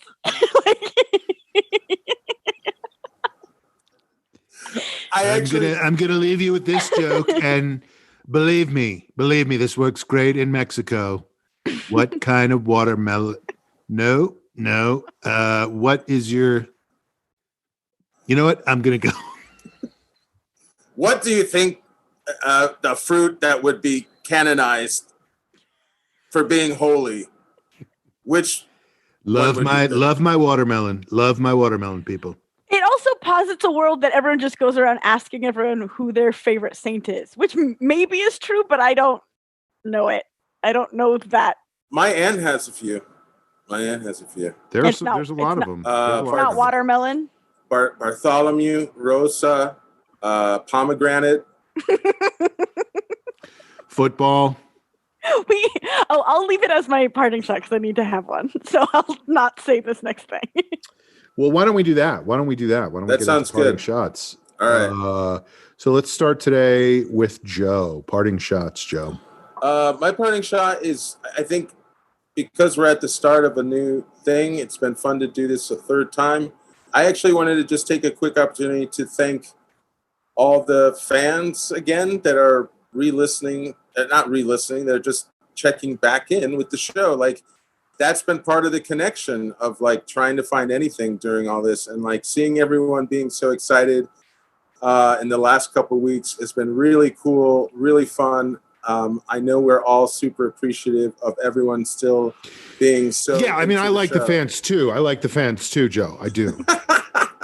I'm just saying, that's been really fun to see come back to life. Like that, all our listeners are still out there.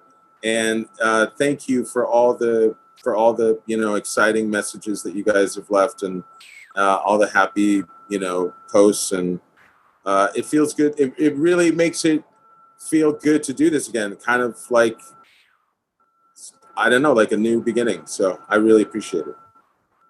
Yeah, I agree. So that's your parting shot? Yeah, because yes, I love the fans. Thank you. My parting shot was going to be I love the fans, but now I'm going to do something different. This is not really whatever. I like, I'm living in a barn now, and so yesterday I got to watch a farrier work, which I had never really seen before. So that was kind of cool. And a farrier is the guy who shoes horses. So he came. They have 4 horses here, and it's just been snowing the last couple weeks, so it's time to change into winter horseshoes. So Uggs. They're all wearing Uggs now. So he came, and he had his forge out there and his anvil, and he was shoeing the horses and like clipping their hooves and stuff, and it was just kind of a cool thing to see because it just felt like a thing that people have been doing for hundreds of years and a process that hasn't really changed that much, and there's no way for it to change. And one thing I've noticed about that, Sean, because I've seen that before, and horses. Sean, not like you, Sean. I wasn't living in a barn. I just saw it, I think, on a video or something. I love the fans, but go ahead. But one thing, thank you, fans, and thanks for still being there with us. Stay safe. One thing that I've always I noticed about that is like, first of all, horses are huge animals. They're like giant. They're like animals. This big. They're real big. And when you see a horse trainer who knows how to work with them, like when they just pick up the leg, and it's like they have to really like pound it in, right? I mean, yeah. They're literally like, hammering nails into this horse's foot. Yeah, yes. It's like, and it's like, normally I would think, you'd just be afraid of spooking a horse or making a horse, unpredictable. But they know obviously exactly what they're doing to then just grab, it's a cat or a dog, like take their foot and then pound in this giant horseshoe. I mean, that's. Yeah, it was just a really interesting process to watch, So, I don't know. There's something to be said about living in a barn. You get to see things you don't ordinarily see. Amber, checking in. No, please, no. I have to go. The dinner is ready, Amber. When are you going to be here? That's literally what's happening around me. I'm getting a lot of eyes. Aye. Oh, this was going to be my parting shot because we were talking about watermelon before. And Jeff's going to get mad because he can hear me say it now. But we went to Sonic. When we got to Joshua Tree, we got all the way up to the house. We had to unpack the stuff, go all the way back down to town to go grocery shopping. And it was dark at this point, and we were exhausted and we were hungry. And we were like, we should just eat something before we try to do that drive again so that we're not like low blood sugar and we have our wits about us. So there, across the street from the grocery store, there was a Sonic. And I don't know about you guys, but I feel like every time we watch TV, there's Sonic commercials. This is how you Sonic. Yes. But there's no Sonics in LA. It's not a thing. So we were actually kind of excited to Sonic. and it was the perfect thing because you can order, like you push the button and you order through the box and then they come out and they bring you. Can I help you? Welcome to Sonic. They bring you the food and then you can just eat in the car. Like it's actually like a very, it was a pre-COVID business model, but it works very well in a COVID society. Sonic is doing very well. That's why the stock market is doing well. So you and Jeff were like, 2 Thanksgiving Day dinners, please. And they were like, "Oh, too sad." That would be turkey, gravy, mashed potatoes, corn, pumpkin pie. And your favorite saint, watermelon. Well, Jeff did.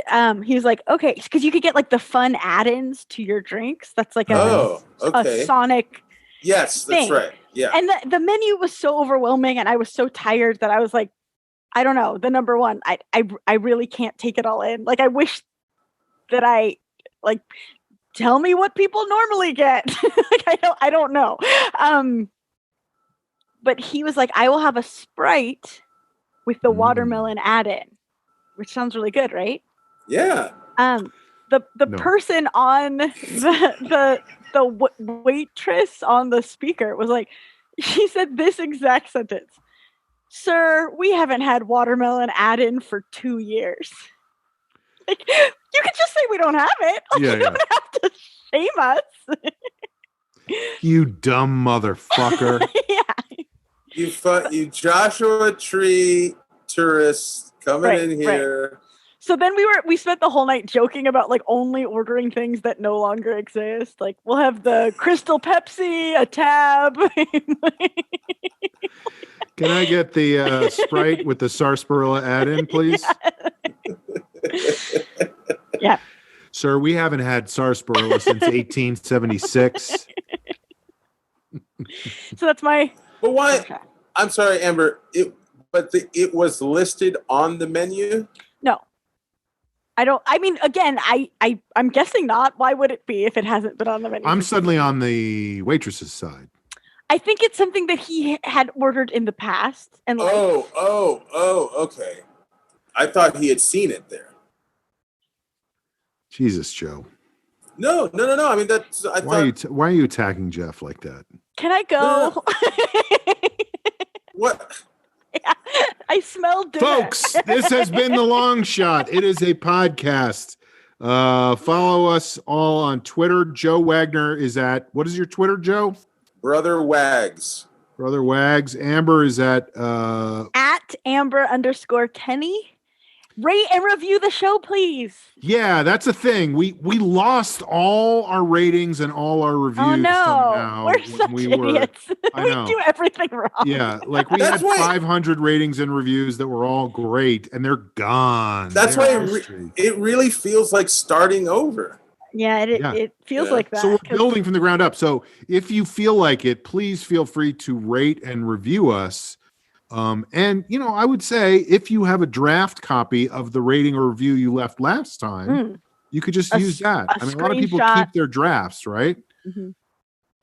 unless your feelings have changed over the last. Right. 7, Why are these guys back? I love Eddie Pepitone. Can you imagine if someone has gone so downhill over the last 9 years? If someone just typed, "There has been no growth whatsoever."